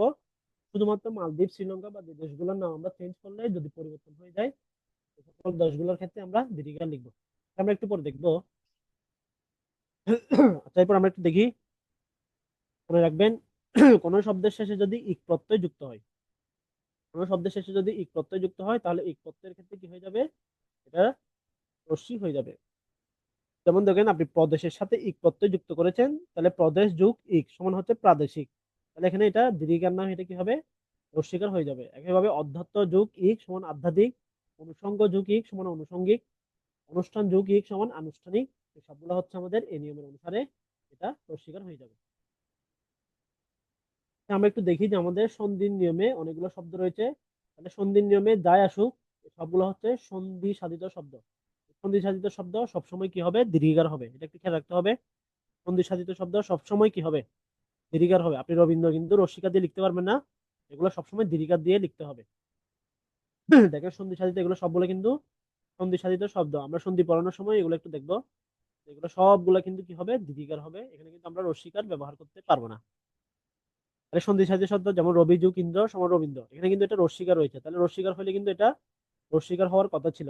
কিন্তু সন্ধি নিয়ম অনুসারে এই রশ্মি যুগ রশ্মি, অর্থাৎ এই রশ্মি এবং এই রশ্মির যুক্ত হওয়ার, রশ্মি দুইটা যুক্তর মাধ্যমে কি হয়ে যাবে, দীর্ঘিকার হয়ে যাবে। সবগুলোর ক্ষেত্রে কিন্তু এরকম। এখানে কিন্তু কি হবে না, রস্বীকার হবে না, এখানে সবগুলো একটা কি হয়ে যাবে, দীর্ঘিকার হয়ে যাবে। আচ্ছা, এরপর আমরা একটু দেখি এই যে আমাদের নিয়মটা এখন দেখেন যে দেশ ভাষা বা জাতির নামের আগে সবসময় কি হবে, রস্বীকার হবে। আমাদের সবগুলোর ক্ষেত্রে রস্বীকার হবে। যেমন Afghanistan, America, Kashmir, Greece, Germany, এটা জার্মানি হবে। গ্রিস কিন্তু আমরা এতদিন দীর্ঘিকার দিয়ে লিখতাম, আপনারা দেখবেন খেয়াল করবেন, গ্রিস কিন্তু আমরা গ্রিস দীর্ঘিকার দিয়ে লিখতাম। এখন নিয়ম অনুসারে গ্রিসটা কিন্তু রস্বীকার হয়ে যাবে। জার্মানিও একইভাবে, তিব্বত, বেলজিয়াম, সৌদি আরব, আরবি, ইউক্রেনীয়, ইংরেজি, উড়িয়া, এগুলো সবগুলো কি হবে, সবগুলো হচ্ছে রস্বীকার দিয়ে হয়ে যাবে। আচ্ছা, এখানে চীন দেশ, চীনা ভাষা, এটা এখানে দীর্ঘিকার দিয়ে লেখা হয়েছে, কিন্তু বাংলা একাডেমির সর্বশেষ যে সংকলন, এই সংকলনের মধ্যে কিন্তু এটা কিন্তু রস্বীকার দিয়ে দেওয়া হয়েছে, অর্থাৎ স্যারের বইয়ে হচ্ছে এটা দীর্ঘিকার দিয়ে দেওয়া হয়েছে, কিন্তু বাংলা একাডেমির সর্বশেষ যে সংযোজন, প্রমিত বাংলা বানানের সংযোজন, এখানে কিন্তু চীনটা রস্বীকার দিয়ে লেখা হয়েছে। এছাড়াও মালদ্বীপ এবং শ্রীলঙ্কা, এটা হচ্ছে কি হবে, দীর্ঘিকার দিয়ে হবে। তাহলে এটা একটু খেয়াল রাখতে হবে। এটা হচ্ছে যেহেতু স্যারের বই থেকে নেওয়া হয়েছে, স্যারের বইতে যেহেতু আগে লেখা হয়েছিল, ওইখানে কিন্তু তিনি এইভাবে লিখেছেন। কিন্তু বর্তমানে আমাদের নতুন সংকলনের ক্ষেত্রে কিন্তু এটা রসিকার দিয়ে লিখতে হবে। এরপর হচ্ছে যে এই নিয়মটা হচ্ছে যে আমাদের বিসিএস এর মধ্যে অনেকবার আসছে, 4 নম্বর নিয়মটা, সেটা হলো আমাদের অনেকগুলো শব্দ আছে, যে শব্দগুলোর মধ্যে দুটি শুদ্ধ হলে, দুটি শুদ্ধ, সেক্ষেত্রে আমরা চাইলে রসিকার দিতে পারি। কিন্তু আমাদের পরীক্ষায় ওরা কি করে, ওরা কিন্তু এই দুটাই কিন্তু দেওয়া দেয়। এই পরীক্ষার প্রশ্নটা হয় নিচের কোনটি দুইটি বানানই শুদ্ধ। ফলে বাংলা একাডেমি বলছে এখানে আপনি শুধু রস্বীকারটা দিলেই কিন্তু উত্তর হয়ে যাবে। কিন্তু আমাদের পরীক্ষার মধ্যে এই প্রশ্নের উত্তর দেওয়া আসে যে নিচের কোন বানানের দুটাই শুদ্ধ। তাহলে আমরা এরকম কিছু বানান দেখি যে বাড়ি এবং বাড়ি দুটাই বানানই শুদ্ধ। গাড়ি এবং গাড়ি, সারি সারি, কুমির কুমির, এই যে নিচে আন্ডারলাইন যে দুটো করে দিয়েছি, এই দুটাই কিন্তু পরীক্ষায় বেশি আসে। পাখি পাখি, হাতি এবং হাতি, এটা কিন্তু পরীক্ষায় বেশি আসে, এই কারণে এই দুটো বেশি। তারপরে একটু মনে রাখবেন যে এখানের মধ্যে দুইটা বানানই শুদ্ধ, এখানের মধ্যে দুইটা বানানই শুদ্ধ। এখনো পর্যন্ত সাউন্ড কি বোঝা যাচ্ছে, কোনো ধরনের প্রবলেম করতেছে সাউন্ড?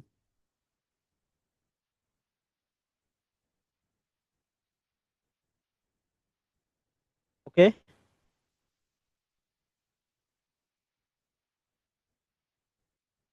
Okay, thank you.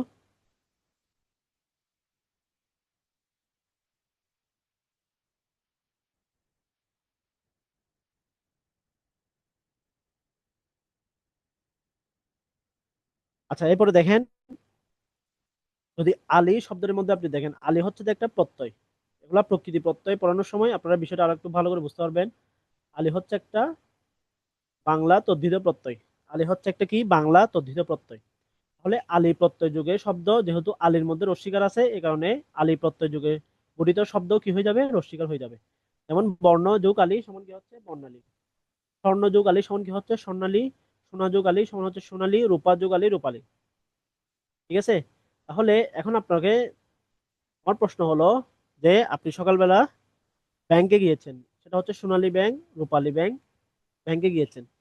তাহলে ব্যাংকের বানানের মধ্যে কি দেখেন, এটা কি রস্বীকার দিয়ে লেখা হয় নাকি দীর্ঘিকার দিয়ে লেখা হয়, একটু বলেন তো। এখানে একটু কিন্তু টুইস্ট আছে। আমি আপনাদেরকে বললাম যে আলী প্রত্যয়ান্ত শব্দগুলো যুক্ত হলে রস্বীকার হয়ে যাবে, কিন্তু আমরা যে সোনালী ব্যাংক দেখি, আমরা যে রূপালী ব্যাংক দেখি, এই ব্যাংকগুলোর বানানটা কিরকম, আপনারা কখনো খেয়াল করছেন কিনা? এগুলা কিন্তু, হ্যাঁ, এগুলো কিন্তু দীর্ঘিকার দিয়ে লেখা হয়। তাহলে এই ব্যাংকগুলোর বানান যেহেতু প্রাচীন কাল থেকে, অর্থাৎ এগুলো জন্ম থেকে দীর্ঘিকার দিয়ে লেখা হচ্ছে, এই কারণে এগুলো কিন্তু সংশোধন করা হয়নি।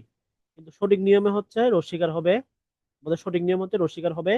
আপনার যখন ব্যাংকের নাম আসবে তখন কিন্তু দীর্ঘিকার দিয়ে লিখতে হবে, এটা একটু খেয়াল করতে হবে।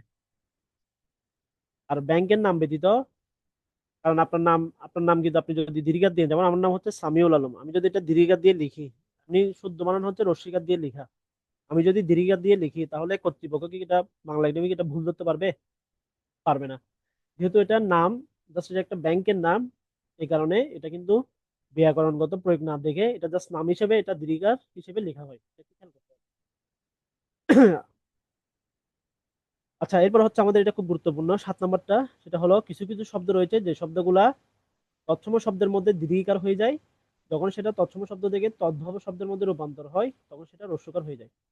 যেমন আপনি দেখেন, আপনি যখন ঊনবিংশ লিখেন, ঊনবিংশের মধ্যে কিন্তু দীর্ঘ উকার রয়েছে। আবার ঊনবিংশ থেকে আপনি যখন এটাকে তদ্ভব শব্দে রূপান্তর করে 19 লিখেন তখন এটা কিন্তু রস্যিকার হয়ে যাচ্ছে। তাহলে তৎসম শব্দের ক্ষেত্রে আমরা এটা দীর্ঘকার ব্যবহার করব, আর যখন এটাকে আমরা তদ্ভবে রূপান্তর করব তখন সেটা হবে রস্যকার। একইভাবে কূপ থেকে কুয়ো, তাহলে এখানে দীর্ঘকার হচ্ছে, এটা তদ্ভব, এটা কুয়ো হচ্ছে। তুলা, তুলা থেকে তুলু, যেটা আমরা সাধু এবং চলিত ভাষার মধ্যে পড়েছিলাম, আপনারা মনে আছে কিনা? তুলা থেকে তুলু, এখানে আমি বলেছিলাম যে তুলা, এটা এটা ছিল হচ্ছে সাধু ভাষায় শব্দ তুলা, কিন্তু তুলোটা হচ্ছে যে এটা হচ্ছে চলিত ভাষার শব্দ, এই কারণে এটা হবে তদ্ভব, এটা কিন্তু মনে রাখতে হবে। ধুলি থেকে ধুলা বা ধুলু, পূজা থেকে পুজো, এই সবগুলো হচ্ছে যে সংস্কৃত শব্দ থেকে তৎসম শব্দের মধ্যে রূপান্তর। এরপর আমরা একটু দেখি 8 নম্বর, সেটা হলো অদ্ভুত এবং ভুতুড়ে, এই দুইটা ভূত ছাড়া বাকি সকল ভূতই কি হবে? দীর্ঘ উকার হবে। সকল ভূতের ক্ষেত্রে কি হবে? দীর্ঘ উকার হবে। অর্থাৎ অদ্ভুত এবং ভুতুড়ে এই দুই ভূত ছাড়া বাকি সকল ভূত কি হবে? দীর্ঘ উকার ব্যবহৃত, বাকি সকল ভূতের ক্ষেত্রে কিন্তু দীর্ঘ উকার ব্যবহার হবে। কিন্তু আপনি দেখেন, অদ্ভুত এবং ভুতুড়ে এখানের মধ্যে কিন্তু আমাদের দীর্ঘ উকার ব্যবহার হয় নাই, এখানে ব্যবহার হয়েছে হ্রস্ব উকার। যেমন আপনি দেখেন, অভূতপূর্ব, অঙ্গীভূত, অভিভূত, আবির্ভূত, উদ্ভূত, অর্থাৎ সকল ভূতের ক্ষেত্রে কি হবে? সকল ভূতের ক্ষেত্রে দীর্ঘ উকার ব্যবহার হবে, শুধুমাত্র অদ্ভুত এবং ভুতুড়ে শব্দটা ব্যতীত। তাহলে আমাদের এই ছোট্ট ছোট্ট বানানগুলা কিন্তু পরীক্ষার মধ্যে আসে, আমরা কিন্তু এই নিয়মগুলো যদি আমরা একটু মনে রাখতে পারি তাহলে আমাদের পরীক্ষার জন্য এটা খুব গুরুত্বপূর্ণ হয়ে যাবে। এছাড়াও একটা দেখি যে আমরা দেখি দু এর বানান হচ্ছে দুই, কিন্তু দু যদি দূরত্ব না বোঝায় তখন সেটা রস্যকার হবে। আর দু এর মাধ্যমে যদি দূর বা দূরত্ব বোঝায় তখন সেটা দীর্ঘকার হবে।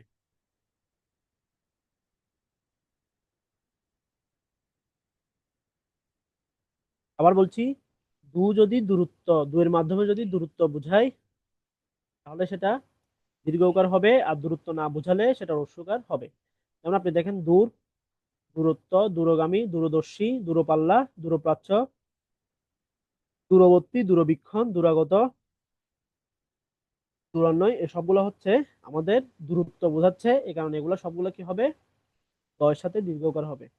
কিছু ব্যতিক্রম রয়েছে, যেমন ধূত শব্দটা কিন্তু দূরত্ব বোঝাচ্ছে না, কিন্তু এর সাথে দীর্ঘকার হবে। এছাড়াও দূর্বাঘাস, যে দূর্বা কিন্তু দূরত্ব বোঝাচ্ছে না, এটা দীর্ঘকার হবে। এবং দূষিত, এই শব্দগুলো ব্যতীত বাকি সকলগুলো হচ্ছে আপনার রস্যকার বসবে। আমরা ব্যতিক্রম হিসেবে এই তিনটা শব্দ একটু মনে রাখলে হয়ে যাবে।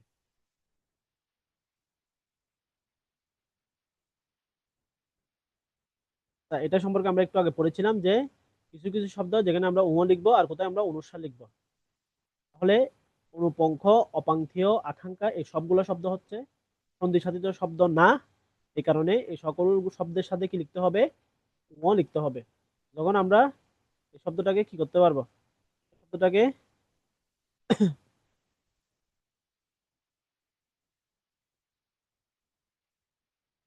আমরা এখানে অনুস্বার লিখবো, যেমন প্রিয়ংবদা, পাংশু, কিংশু, কিংবা, কিংবদন্তি, এই সকল শব্দগুলো হচ্ছে আমরা অনুস্বার লিখবো।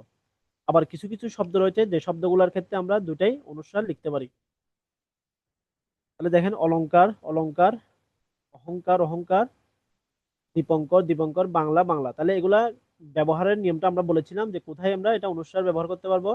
যখনই এটা আমরা কি করব, বাংলাটা যখন আমরা ভাষা বুঝাবো তখন আমরা কি বসাবো, এটা ব্যবহার করতে পারবো। আর বাকি সকল ক্ষেত্রে আমরা কি ব্যবহার করব? ও ব্যবহার করব।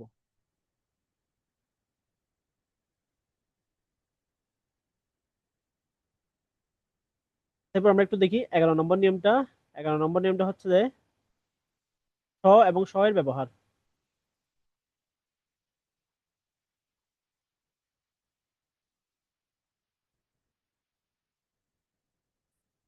যেমন আপনি যদি বলেন যে দুশ্মন, দুশ্মন কিন্তু দূরত্ব বোঝাচ্ছে না, এটা কিন্তু রস্যকার হবে।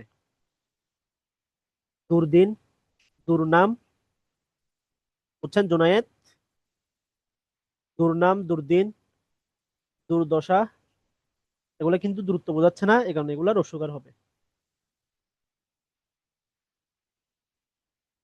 ওকে, আপনাদের যে কোনো প্রশ্ন থাকলে আপনারা সাথে সাথে কমেন্টে জানাই দিবেন, আমি কিন্তু কমেন্টে চেক করতেছি আপনাদের যে কোনো প্রশ্ন মাথায় আসলে। কারণ এই বানানের নিয়মটা এই ক্লাসের মধ্যে কিন্তু আপনাদের আয়ত্ত করে যেতে হবে। বাসার মধ্যে গেলে কিন্তু বা এখান থেকে পুরোপুরি না বুঝে বাসায় গেলে আপনারা অনেক কিছু বুঝতে পারবেন না। সুতরাং আপনারা একটু আজকে যদি সময়ও নিয়ে, আশা করি আপনাদের সমস্যা হবে না। আপনারা এখান থেকে চেষ্টা করবেন যাতে বানানের নিয়মটা এখান থেকেই ক্যাচ আপ করে যেতে, যাতে বাসার মধ্যে আর কোনো সমস্যা না হয়।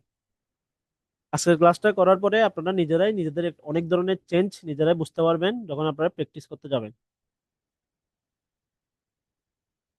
আচ্ছা, এরপর আমরা একটু দেখি যে দ্বন্দ্ব স শব্দের অর্থ হলো সহিত। আর দ্বন্দ্ব সর সাথে যখন আমরা ব যুক্ত করব তখন এটার অর্থ হয়ে যাবে নিজের। তাহলে স শব্দের অর্থ হলো সহিত, আর স মানে হচ্ছে নিজের। তাহলে যখন নিজের বোঝাবে তখন হবে স, আর যখন সহিত বোঝাবে তখন হবে দ্বন্দ্ব স। যেমন আমি যদি বলি যে স্বাক্ষর, এই স্বাক্ষর শব্দের অর্থ হলো স্বাক্ষর জ্ঞান সাথে, বা যার অক্ষর জ্ঞান আছে, অক্ষর জ্ঞান সম্পর্কিত, তাকে বলা হয় স্বাক্ষর।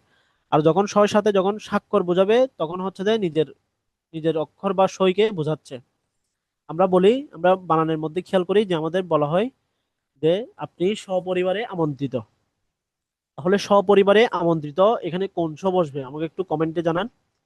আপনি সপরিবারে আমন্ত্রিত, এখানে কি দ্বন্দ্ব স বসবে না দ্বন্দ্ব সর সাথে ব বসবে?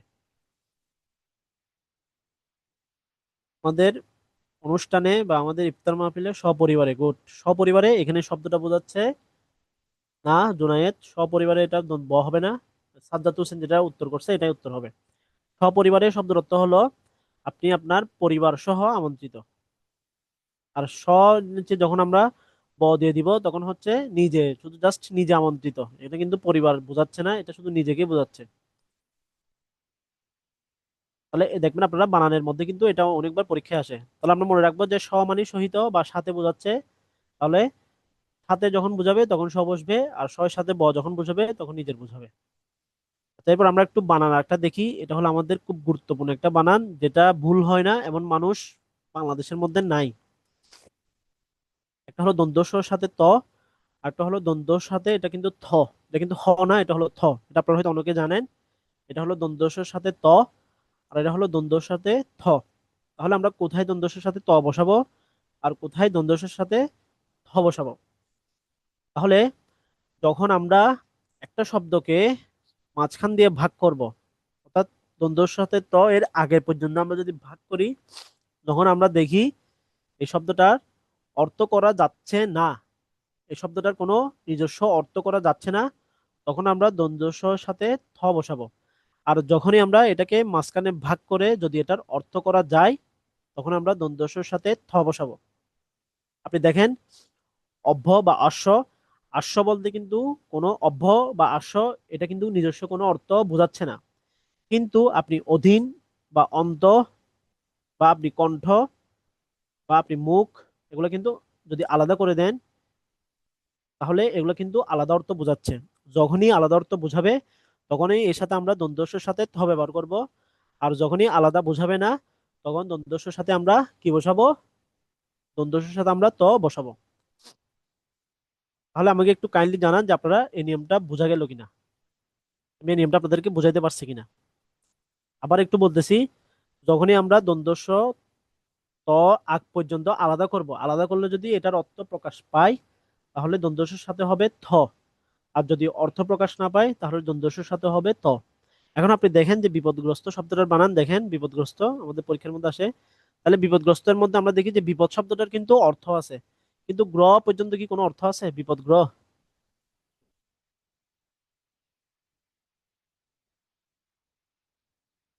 তাহলে আপনি হচ্ছে যে বিপদের মধ্যে এই যে বিপদ গ্রহ পর্যন্ত কিন্তু কোনো আমাদের কি নেই, কোনো অর্থ নেই। এ কারণে এটার সাথে দ্বন্দ্ব স ত বসবে। একইভাবে প্রশস্ত, বিন্যস্ত, স্বস্তি, এই সবগুলো শব্দের সাথে কি হবে? দ্বন্দ্ব স থ বসবে। বাকিরা কি বুঝছেন? আমাকে একটু কমেন্টে জানান, সাজ্জাদ এবং জুনাইদ ছাড়া বাকিরা যারা আছেন এই নিয়মটা বুঝতে পারছেন কিনা। দেখবেন আপনার এই নিয়মটার মধ্যে অনেক ধরনের সমস্যা হয়।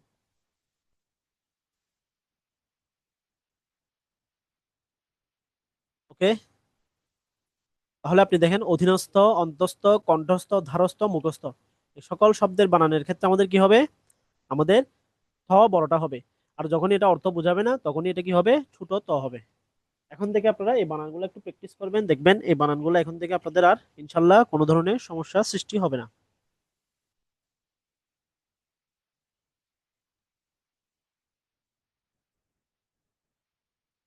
তো এতটুকু পর্যন্ত। আপনাদের কোনো যদি প্রশ্ন থাকে আমাকে একটু, আমি 1 মিনিট একটা সময় নিই। কোনো প্রশ্ন থাকলে আমাকে একটু কমেন্টে জানান। পানি খাই। আপনার যদি কোনো প্রশ্ন থাকে আমাকে একটু কাইন্ডলি জানান এতটুকুর মধ্যে।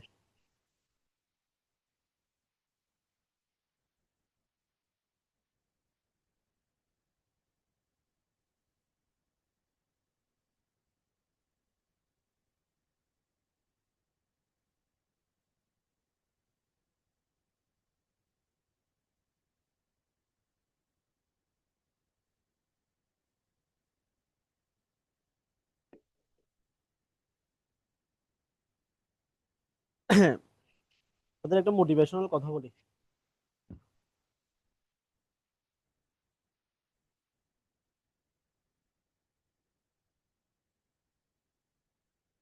অসুস্থতে স হবে না কেন স্যার? তো সুস্থর মধ্যে দেখেন, সুস্থ মানে সু শব্দটার অর্থ কিন্তু একটা অর্থ আছে।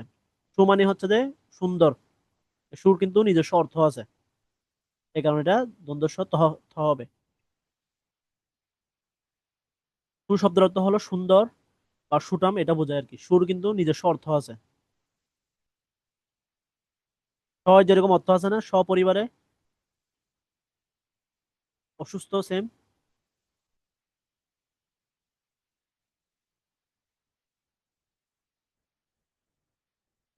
আচ্ছা জুনাইদ বলছেন যে আপনি এতগুলো পড়া একসাথে পড়া বেশি হয়ে গেল স্যার। আপনাকে হচ্ছে মোটিভেশন দিই, সেটা হলো ধরেন আমাদের বাংলাদেশের প্রেক্ষাপটে সরকারি চাকরি বা জবগুলো হচ্ছে খুব গুরুত্বপূর্ণ, এবং এটা সমাজের চোখে কিন্তু ভালো কিছু, ভালো হিসেবে দেখা হয়। ভালো কিছু পাওয়ার জন্য আপনার কিছু ডেডিকেশন করতে হবে। যেমন আপনার সাথে কিন্তু 13 লক্ষ 14 লক্ষ পরীক্ষা দিবে এনটিআরসি তে। কারণ এই 13 লক্ষ 14 লক্ষের মধ্যে আপনি যে প্রিলি পাস করবেন, তাহলে আপনাকে অবশ্যই এক্সেপশনাল তো হইতে হবে। এক্সেপশনাল না হন, আপনি যদি স্বাভাবিক মানুষদের মতো হন তাহলে তো আপনি ওই স্বাভাবিক মানুষের কাতারে চলে যাবেন। তাহলে আমাদেরকে এক্সেপশনাল হইতে হবে। এক্সেপশনালের জন্য অন্য চেয়ে অন্তত একটা শব্দ হইলেও বেশি পড়তে হবে। অন্য চেয়েও অন্তত একটা শব্দ বেশি পড়তে হবে, তাহলে আমি এক্সেপশনাল হতে পারবো। খেয়াল করতে হবে। তো অসমীকরণের মতো, সমীকরণ সমীকরণ ছিল, এর সাথে আমরা যুক্ত করে অসমীকরণ করে দিয়েছি। তাহলে অসমীকরণ করে দিয়ে একটা সাথে একটা আমরা এক্সেপশনাল করে দিয়েছি। একটু খেয়াল রাখতে হবে।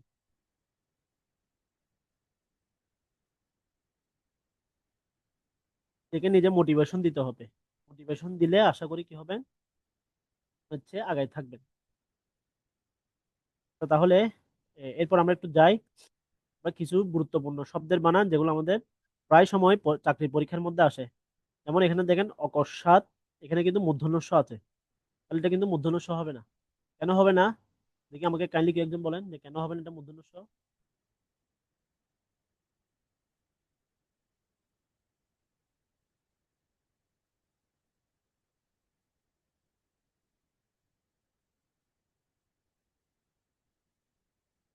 তাহলে অকস্মাৎ শব্দের বানানে দেখেন এখানে কিন্তু মূর্ধন্য ষ আছে, এই কারণে এটা হলো ভুল। তাহলে এটা মূর্ধন্য ষ হবে না। কেন হবে না? পাশে তো যদিও আমি সঠিকটা লিখে দিয়েছি, কিন্তু কেন হবে না? ও সাত প্রত্যয় না। গুড, জুনায়েদ সঠিক উত্তর দিয়েছেন। তা বাকিরাও একটু কাইন্ডলি উত্তর দিবেন। তাহলে এখানে আমাদের যে বানানগুলো রয়েছে এই বানানগুলো হচ্ছে আমাদের, এগুলো হচ্ছে শুদ্ধ বানান দেওয়া আছে, কিন্তু আমরা এগুলো ব্যাখ্যা রাখি নাই। এগুলো ব্যাখ্যা হচ্ছে আপনাদের থেকে নেওয়া, আপনাদের থেকে নেওয়া হবে। আপনারা হচ্ছে এগুলোর ব্যাখ্যার মাধ্যমে বানানের অনেক বানানের নিয়মগুলো মোটামুটি বুঝতে পারবেন। তাহলে জুনায়েদ যেটা বলেছে যে সেটা হলো অ উচ্চারণের পরে এসেছে, এই কারণে এখানে দ্বন্দ্ব স, এখানে মূর্ধন্য ষ হবে না। আমাদের নত্য বিধান ও সত্য বিধান নিয়ম অনুসারে এখানে কি হবে? দ্বন্দ্ব স হবে। আর আকস্মিক লিখলে এখানে কি হবে? ইক প্রত্যয়ান্ত শব্দ যেহেতু বলেছিলাম, এই কারণে এখানে অটা আ হয়ে যাবে। আচ্ছা এরপরে দেখেন অকাল প্রয়াণ এবং অকাল প্রয়াণ দুইটাই কিন্তু শুদ্ধ, কিন্তু এখানে যে মাঝখানে একটা, এই মাঝখানে স্পেস থাকার কারণে এটা ভুল, আর এটা হলো শুদ্ধ। এখন কেন এটা শুদ্ধ সেটা আমাকে একটু কাইন্ডলি জানান। বাকিরাও কিন্তু, আমি বাকিদের থেকে কিন্তু উত্তর আশা করতেছি। বাকিরাও যতটুকু জানেন ভুল হলেও ভুলটাও কিন্তু উত্তর করবেন। তাহলে ক্লাসের মধ্যে একটা ইন্টারাকশন একটা ইয়ে থাকবে, কোঅপারেটিভ থাকবে। কোঅপারেটিভ থাকলে ক্লাসটা কিন্তু খুব ভালো হয়।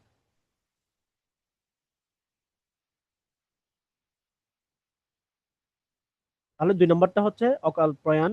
এখানে দেখেন, যেখানে স্পেস আছে আপনারা মনে রাখবেন যে আমাদের সমাজ সাধিত শব্দ, সবসময় মনে রাখবেন সমাজ সাধিত শব্দের ক্ষেত্রে আমরা কিন্তু মাঝখানে কোনো স্পেস দিতে পারবো না। তাহলে অকাল প্রয়াণ হচ্ছে একটা সমাজ সাধিত শব্দ। তাহলে যতগুলাই সমাজ সাধিত শব্দ আছে, এই সকল সমাজ সাধিত শব্দের ক্ষেত্রে আমরা কি দিব, স্পেস বাদ দিয়ে এটা একসাথে লিখতে হবে। কারণ সমাস মানে হলো একাধিক পদকে এক পদীকরণ। আপনি যদি এখানে পদটাকে আলাদা করে দেন তাহলে এটা কিন্তু এক পদী হয় নাই। আপনি এখানে যদি হাইপেন দেন তখন কিন্তু এটা একসাথে হবে, হাইপেন দিলেও কিন্তু শুদ্ধ হবে। যেমন মা ও বাবা, মা বাবা, আমরা মা বাবা লেখার সময় কিন্তু মাঝখানে হাইপেন দিই, তখন এটা কিন্তু শুদ্ধ হবে। তাহলে এটার উত্তর হচ্ছে যে সমাস সাধিত শব্দের ক্ষেত্রে আমরা কি ব্যবহার করব না, সমাস সাধিত শব্দের ক্ষেত্রে আমরা স্পেস ব্যবহার করব না। এরপর হচ্ছে যে আকুল এবং অকুল। এখানে দেখেন আকুল শব্দের অর্থ, এখানে যেহেতু আর রয়েছে, এই আর থাকার কারণে এটা কিন্তু ভুল। তাহলে অকুল শব্দের অর্থ হলো যার কোনো কুল নেই, কুল মানে হচ্ছে তীর নেই। অকুল শব্দের অর্থ হলো যার কোনো তীর নেই। আর আপনি যদি বলেন আকুল, আকুলের মধ্যে আপনি যদি এখানে রস্যকার ব্যবহার করেন তাহলে আকুলটা শুদ্ধ হবে। অর্থাৎ আমি যদি আকুলের ক্ষেত্রে যদি আমরা এখানে, আর ক্ষেত্রে আমরা যদি রস্যকার ব্যবহার করি, একটু লিখি।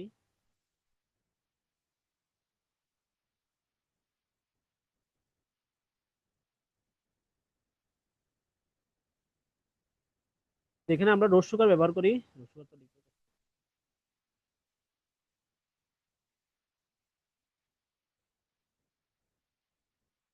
তাহলে কিন্তু এটা শুদ্ধ।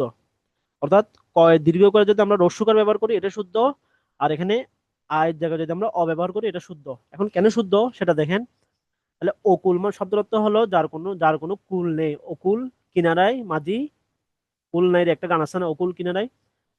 আর আকুল শব্দের অর্থ হলো বিনীত নিবেদন বা বিনীত প্রার্থনা, আকুল। এই জন্য আকুল শব্দটা যখন কুল বোঝাবে তখন সেটার অর্থ হয়ে যাবে বিনীত নিবেদন বা বিনীত প্রার্থনা, আকুল আবেদন। আর অকুল মানে হচ্ছে যে যার কোনো কুল কিনারা নাই, এই কারণে এটা হলো শুদ্ধ। তাহলে আকুলটা শব্দটা স্বর আ এবং ক দীর্ঘ ক দুইটা দিয়ে কি হবে, অশুদ্ধ হবে। আচ্ছা এরপরে দেখেন অগ্রহায়ণ। অগ্রহায়ণ এটা হলো একটা, অগ্রহায়ণ শব্দটা হলো কি, আমি বলেছিলাম যে সমাজসাধিত শব্দের শেষে যদি আয়ন আসে তাহলে আয়ন শব্দটা কি হয়ে যাবে, অগ্রহায়ণ কিন্তু একটা সমাজসাধিত শব্দ। তাহলে হ্যাঁ গুড, গুড। এই যে অকুল দরিয়া বুঝি কুল নাই রে, হ্যাঁ এই কারণে অকুল শব্দটা কি হবে, দীর্ঘকার হবে। আচ্ছা আমি বলেছিলাম সমাজসাধিত শব্দের শেষে যদি আয়ন প্রত্যয় যুক্ত থাকে, আয়ন থাকে সমাজসাধিত শব্দের শেষে যদি আয়ন থাকে, তখন সেটা কি হয়ে যাবে, মূর্ধন্য হয়ে যাবে। এটা কি হবে, এই কারণে এটা মূর্ধন্য হবে। অগ্রহায়ণটা দন্তন্য না হয়ে কি হবে, মূর্ধন্য হবে। কিন্তু আপনি দেখেন এখানে অগ্রাণ, এটা কিন্তু আয়ন শব্দটা নাই। এখানে আয়ন শব্দটা না থাকার কারণে এই অগ্রাণটা কি হয়ে যাবে, দন্তন্য হয়ে যাবে। কারণ এটাও একটা সমাজসাধিত শব্দ, ওটাই কিন্তু সমাজসাধিত শব্দ। আমাদের এই অগ্রাণ শব্দটা আছে আমাদের জাতীয় সঙ্গীতের মধ্যে, আপনারা হয়তো জানেন কিনা। জাতীয় সঙ্গীতের মধ্যে কিন্তু অগ্রাণ শব্দটার বানানটা রয়েছে, এই অগ্রাণ শব্দটার বানানটা কিন্তু দন্তন্য হবে। কারণ এটার শেষে কিন্তু আয়ন শব্দটা নাই। আয়ন শব্দটা না থাকার কারণে এটা কি হয়ে যাবে, দন্তন্য, মূর্ধন্য না হয়ে এটা দন্তন্য হবে। তাহলে অঙ্গ কেন অঙ্গ হয়েছে, আশা করি এটা আপনারা পারবেন। অঙ্ক কেন অঙ্ক হয়েছে, আমি বলেছিলাম যে যদি সন্ধি সাধিত শব্দ না হয় তাহলে কি হবে, এটা উ হবে। এছাড়াও অচিন্তনীয় থেকে অচিন্তনীয়। তাহলে এখানের মধ্যে দেখেন, এখানের মধ্যে একটা জফলা রয়েছে কিন্তু এখানে কিন্তু কোনো কি নেই, জফলা নেই। তাহলে এটা ভুল কেন, এখানে আমরা দেখতে পাচ্ছি যে যদি আপনি অচিন্ত নিয় প্রত্যয়টা যদি বাদ দেন তাহলে অচিন্ত শব্দটা কিন্তু শুদ্ধ। ভালো করে এটা একটু খেয়াল করেন, অচিন্ত শব্দটা কিন্তু শুদ্ধ। কিন্তু কিন্তু আপনি যদি নিয় শব্দটা যদি যুক্ত করেন, আপনি যদি নিয় শব্দটা যুক্ত করেন তাহলে জফলাটা দিতে পারবেন না। কারণ আমাদের বিশেষ্য নিয়ম অনুসারে একসাথে দুইটা বিশেষ্য সাধারণত বসে না। যখনই দুইটা বিশেষ্য একসাথে যখনই বসানো হবে তখন এই দুইটা বিশেষ্য কি হয়ে যাবে, এটা বাহুল্য দোষ হয়ে যাবে। আমরা পরে ক্লাসে পরে দেখবো যে বাহুল্য দোষ, এই বাহুল্য দোষ হওয়ার কারণে আমরা এখানে ইয় প্রত্যয় এবং জফলা দুইটা একসাথে যুক্ত করতে পারবো না, যে কোনো একটা যুক্ত করতে হবে। হয় আপনি অচিন্ত লিখবেন অথবা অচিন্তনীয় লিখবেন, এটা কিন্তু শুদ্ধ। এছাড়াও অঞ্জলি, আমরা জানি অঞ্জলি যুক্ত শব্দগুলো রসিকার হয়, যেমন শ্রদ্ধাঞ্জলি, গীতাঞ্জলি, পুষ্পাঞ্জলি, এগুলো সবগুলো হচ্ছে রসিকার হবে। অতীন্দ্রিয়, যেহেতু এটা শব্দের শেষে যেহেতু আমরা ইন্দ্রিয় ব্যবহার করি, তাহলে ইন্দ্রিয় লেখার সময় আমরা কিন্তু ইন্দ্রিয় প্রত্যয় হচ্ছে আমরা এভাবে লিখি কি?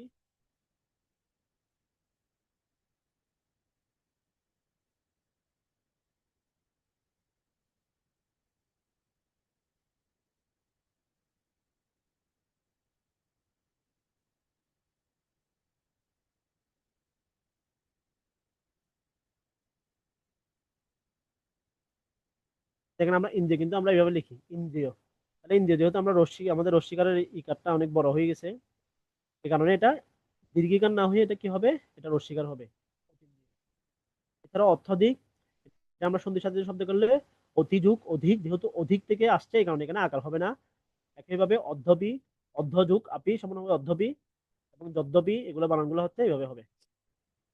এছাড়াও দেখেন অধ্যুষিত, অধ্যুষিত বানানটা ইত প্রত্যয়ান্ত শব্দ, ইত প্রত্যয়ান্ত শব্দের শেষে কিন্তু দীর্ঘকার না হয়ে এটা কি হবে, রস্যকার হয়ে যাবে। এগুলো হচ্ছে প্রত্যয় সাধিত শব্দ, এই কারণে এগুলো রস্যকার হবে। কিন্তু আপনি যখন অনুদিত লিখবেন, অনুদিত শব্দটার মধ্যে আপনি এটা কি দিতে হবে, এটা দীর্ঘিকার দিতে হবে। এই দুটো বানানটা একটু দেখবেন, অধ্যুষিত বানানটা রস্যিকার হবে আর অনুদিত বানানটা দীর্ঘকার হবে। তারপর আমরা একটু দেখি যে অন্ত সত্তা, তাহলে অন্ত মানে হচ্ছে যে ভিতরে, আর সত্তা মানে হচ্ছে যার অস্তিত্ব রয়েছে। তাহলে সত্তা মানে যার অস্তিত্ব রয়েছে, অন্ত সত্তা মানে হচ্ছে ভিতরে যার অস্তিত্ব রয়েছে, এটা হলো অন্ত সত্তা। তাহলে এই যে সত্তার যে বানানটা, এই বানানটা কিন্তু দুটাই শুদ্ধ। কারণে সত্তার বানানটা, এই সত্তার বানানটাই হচ্ছে যে যার ভিতরে অস্তিত্ব রয়েছে, তাকে অন্ত সত্তা বলে, এই কারণে সত্তার বানানটা এটাই হবে।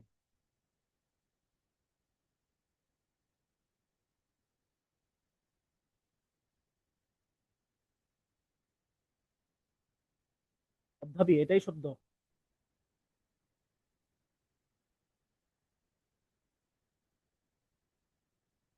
অধ্যাপী বানানটা আকার দিয়ে শুদ্ধ হবে।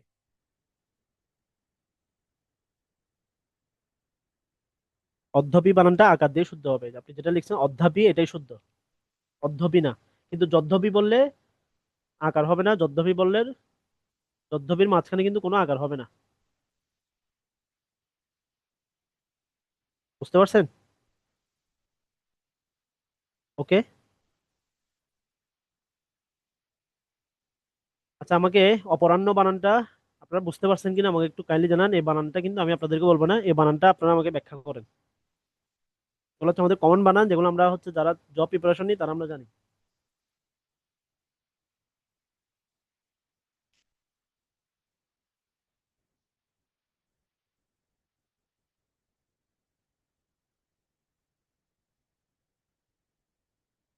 এটা শুদ্ধ হ যুগ দন্তন্য ন, কিন্তু কেন হ যুগ দন্তন্য ন হবে এটা একটু আমাকে একটু কাইন্ডলি জানান।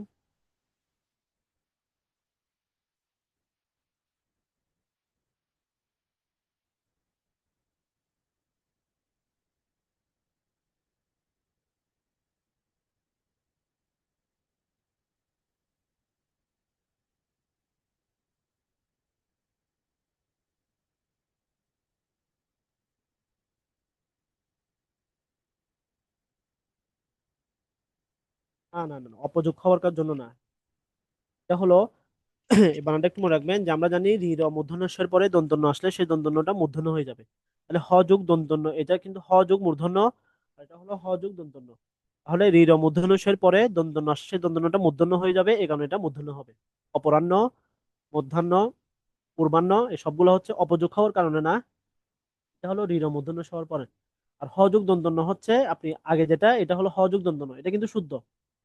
তার মানে হচ্ছে হ যোগ দন্তন্য, আর হয় নিচে যখন হয় দন্তন্যটা যখন নিচে থাকবে তখন হবে হ যোগ মূর্ধন্য।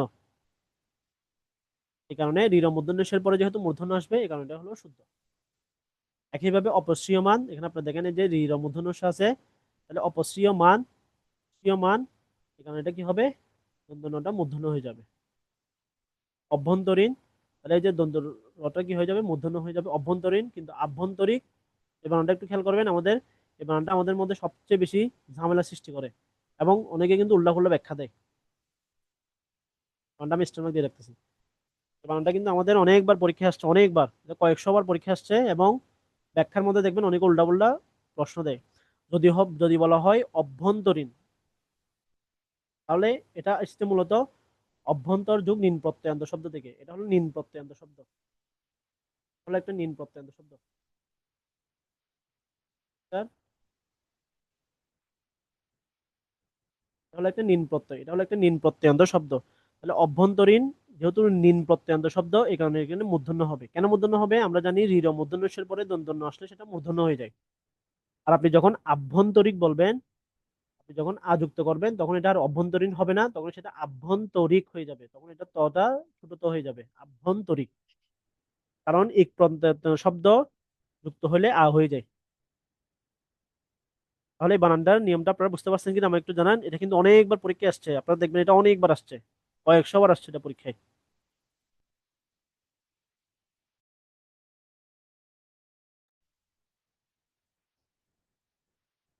অভ্যন্তরীণ যখন অভ্যন্তরীণ বোঝাবে তখন হবে মূর্ধন্য, আর যখন আভ্যন্তরিক বোঝাবে তখন হবে তখন আভ্যন্তরিকের মধ্যে আযুক্ত হবে, এখানে আযুক্ত হবে না। আচ্ছা, এরপর আমরা একটু দেখি আয়ত্তাধীন। তাহলে আয়ত্তাধীন এই দুইটাই হচ্ছে অশুদ্ধ। আয়ত্ত তয়ের নিচে ব, বা তয় ত এর নিচে ব, দুইটাই অশুদ্ধ। এখানে তয়ের নিচে কোনো ব হবে না, আয়ত্তাধীন হবে। আর ইতিপূর্বে এবং ইতিমধ্যে এই দুইটা বানান আমরা সন্ধি যখন পড়াবো তখন আমরা বুঝাই দিব যে কেন দুইটা বানান এটা এরকম হয়েছে। আপনার মনে রাখবেন যে ইতিপূর্বে যেহেতু প রয়েছে, ক খ প ফ ক্ষিয়, এই ছয়টা বর্ণ থাকলে তার আগে বিসর্গ হবে।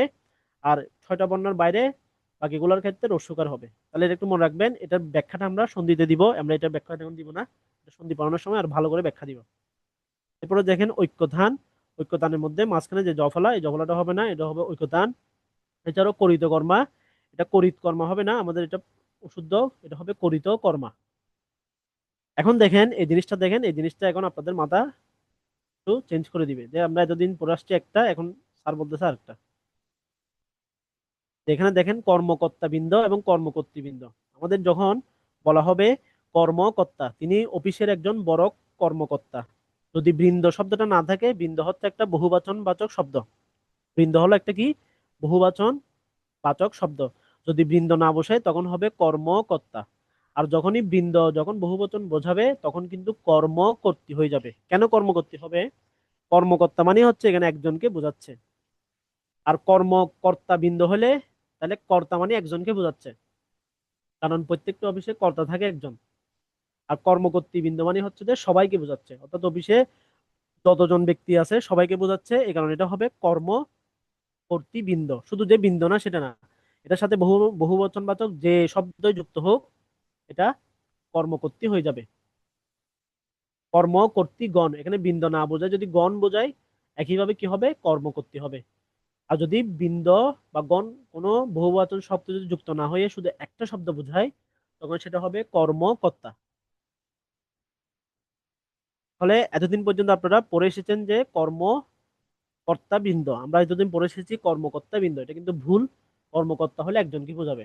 এখন আপনাদেরকে আরো ছোট একটা প্রশ্ন করি, সেটা হলো আমি যখন ক্লাস শুরু করেছিলাম তখন আমি বলেছিলাম যে আজকের ক্লাসে আপনাদের সবাইকে আমি কি স্বাগত বলছি না স্বাগতম বলছি বলেন তো, কাইন্ডলি কেউ একজন। আজকের লাইভ ক্লাসে আপনাদের সকলকে আমি কি স্বাগত বলছি না স্বাগতম বলছি?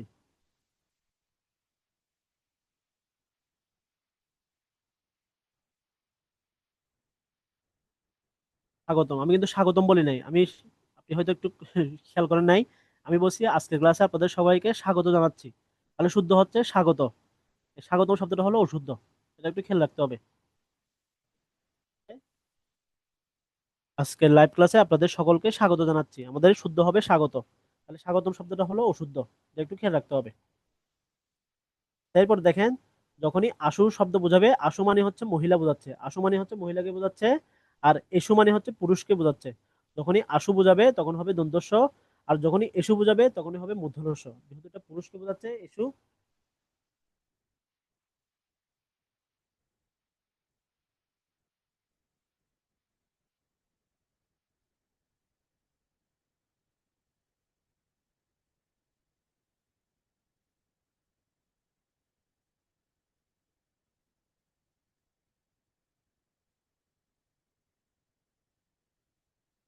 আর আপনারা এটা বুঝতে পেরেছেন কিনা আমাকে একটু কাইন্ডলি জানান।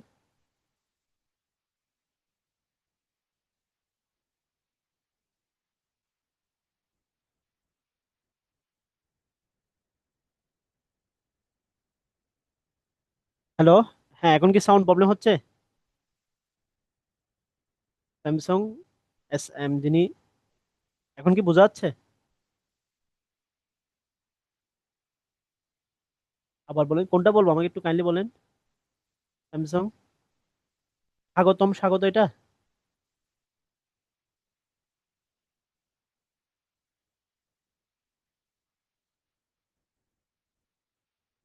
স্বাগতম, স্বাগত এটা বলতাম নাকি এখানে যেটা আছে সেটা? কল্যাণী এসু, কল্যাণী আসু এটা।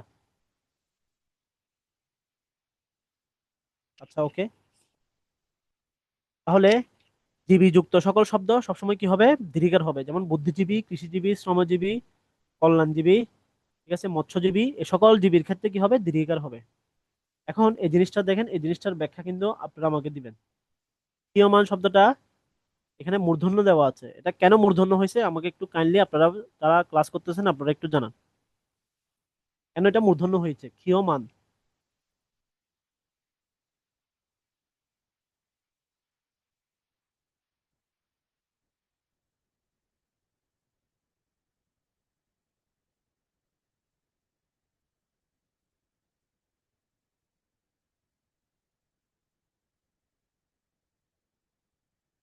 হয় নাই সমাসবদ্ধ পদের জন্য না? বাকিরা?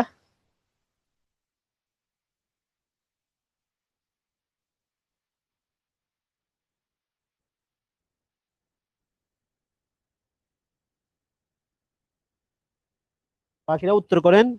আচ্ছা, স্যামসাং, স্যামসাং দেখি কি বলে।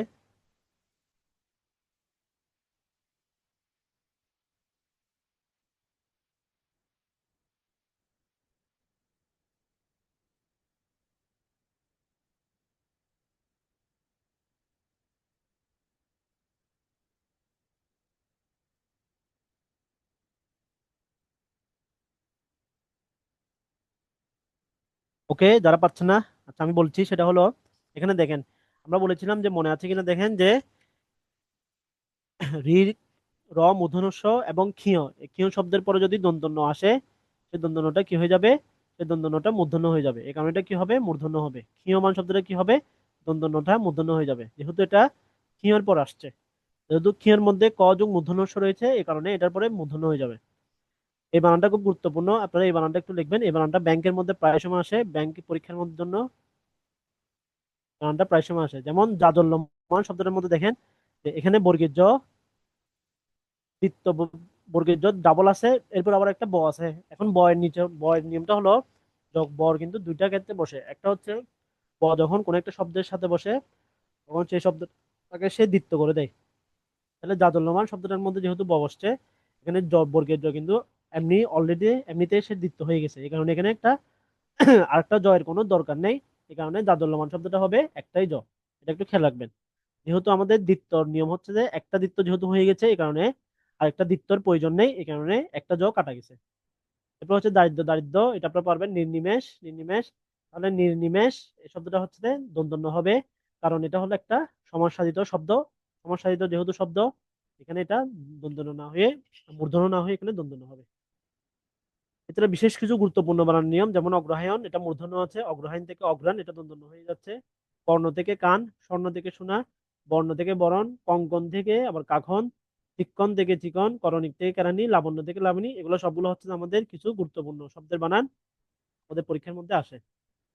তো এটা ছিল আমাদের আজকের ক্লাস। আজকের ক্লাস আমাদের বানান নিয়ে। উজ্জ্বল শব্দটার বানান ঠিক থাকবে। উজ্জ্বল শব্দটার মধ্যে উদ যুগ জল, এখানে এই যে এক জ, এটা কিন্তু সন্ধি সাধিত শব্দ, বুঝতে পারছেন? এটা হচ্ছে সন্ধি সাধিত শব্দ হওয়ার কারণে এই জটা কিন্তু খণ্ডিত ত থেকে আসছে, এটা কিন্তু এক শব্দ থেকে আসে নাই। উৎ যুগ জল, এটা ক্ষয়ের বিকল্প হিসেবে বর্গের জ আসছে, এটা সন্ধির গঠনের কারণে এটা ডাবল জ হবে। কিন্তু জাদল্যমান শব্দটা হচ্ছে সন্ধি সাধিত শব্দ না, এটা হলো একটা শব্দ, এই কারণে। আমাদের আজকের ক্লাসটা এতটুকু ছিল। এখন আপনাদের বানান সম্পর্কিত যদি কোনো প্রশ্ন থাকে, আপনারা কাইন্ডলি আমাকে একটু জানাতে পারেন। আজকের ক্লাস যদি কোনো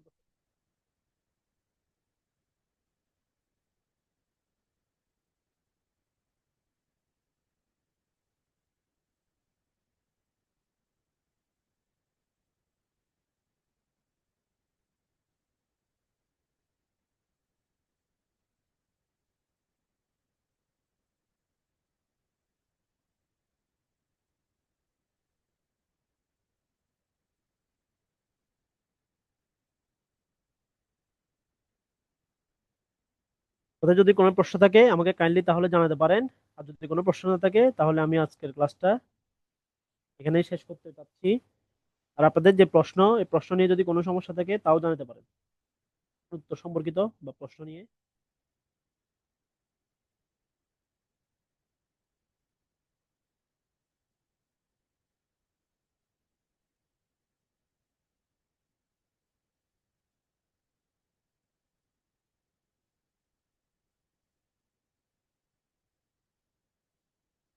তো তাহলে যেহেতু কারো কোনো প্রশ্ন নেই, তাহলে আমি আজকের ক্লাসটা এখানে শেষ করছি।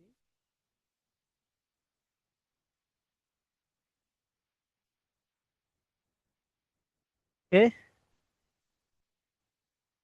ভাইয়া আছেন ভাইয়া?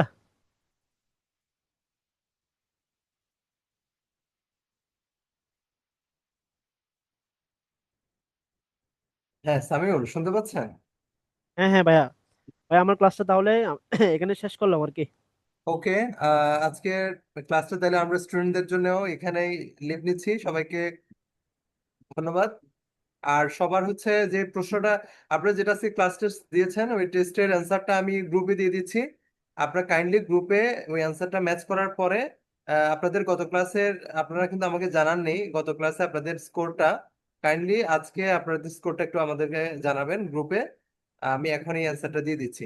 সবাই ভালো থাকেন তাহলে, আল্লাহ হাফেজ, আসসালামু আলাইকুম। আসসালামু আলাইকুম।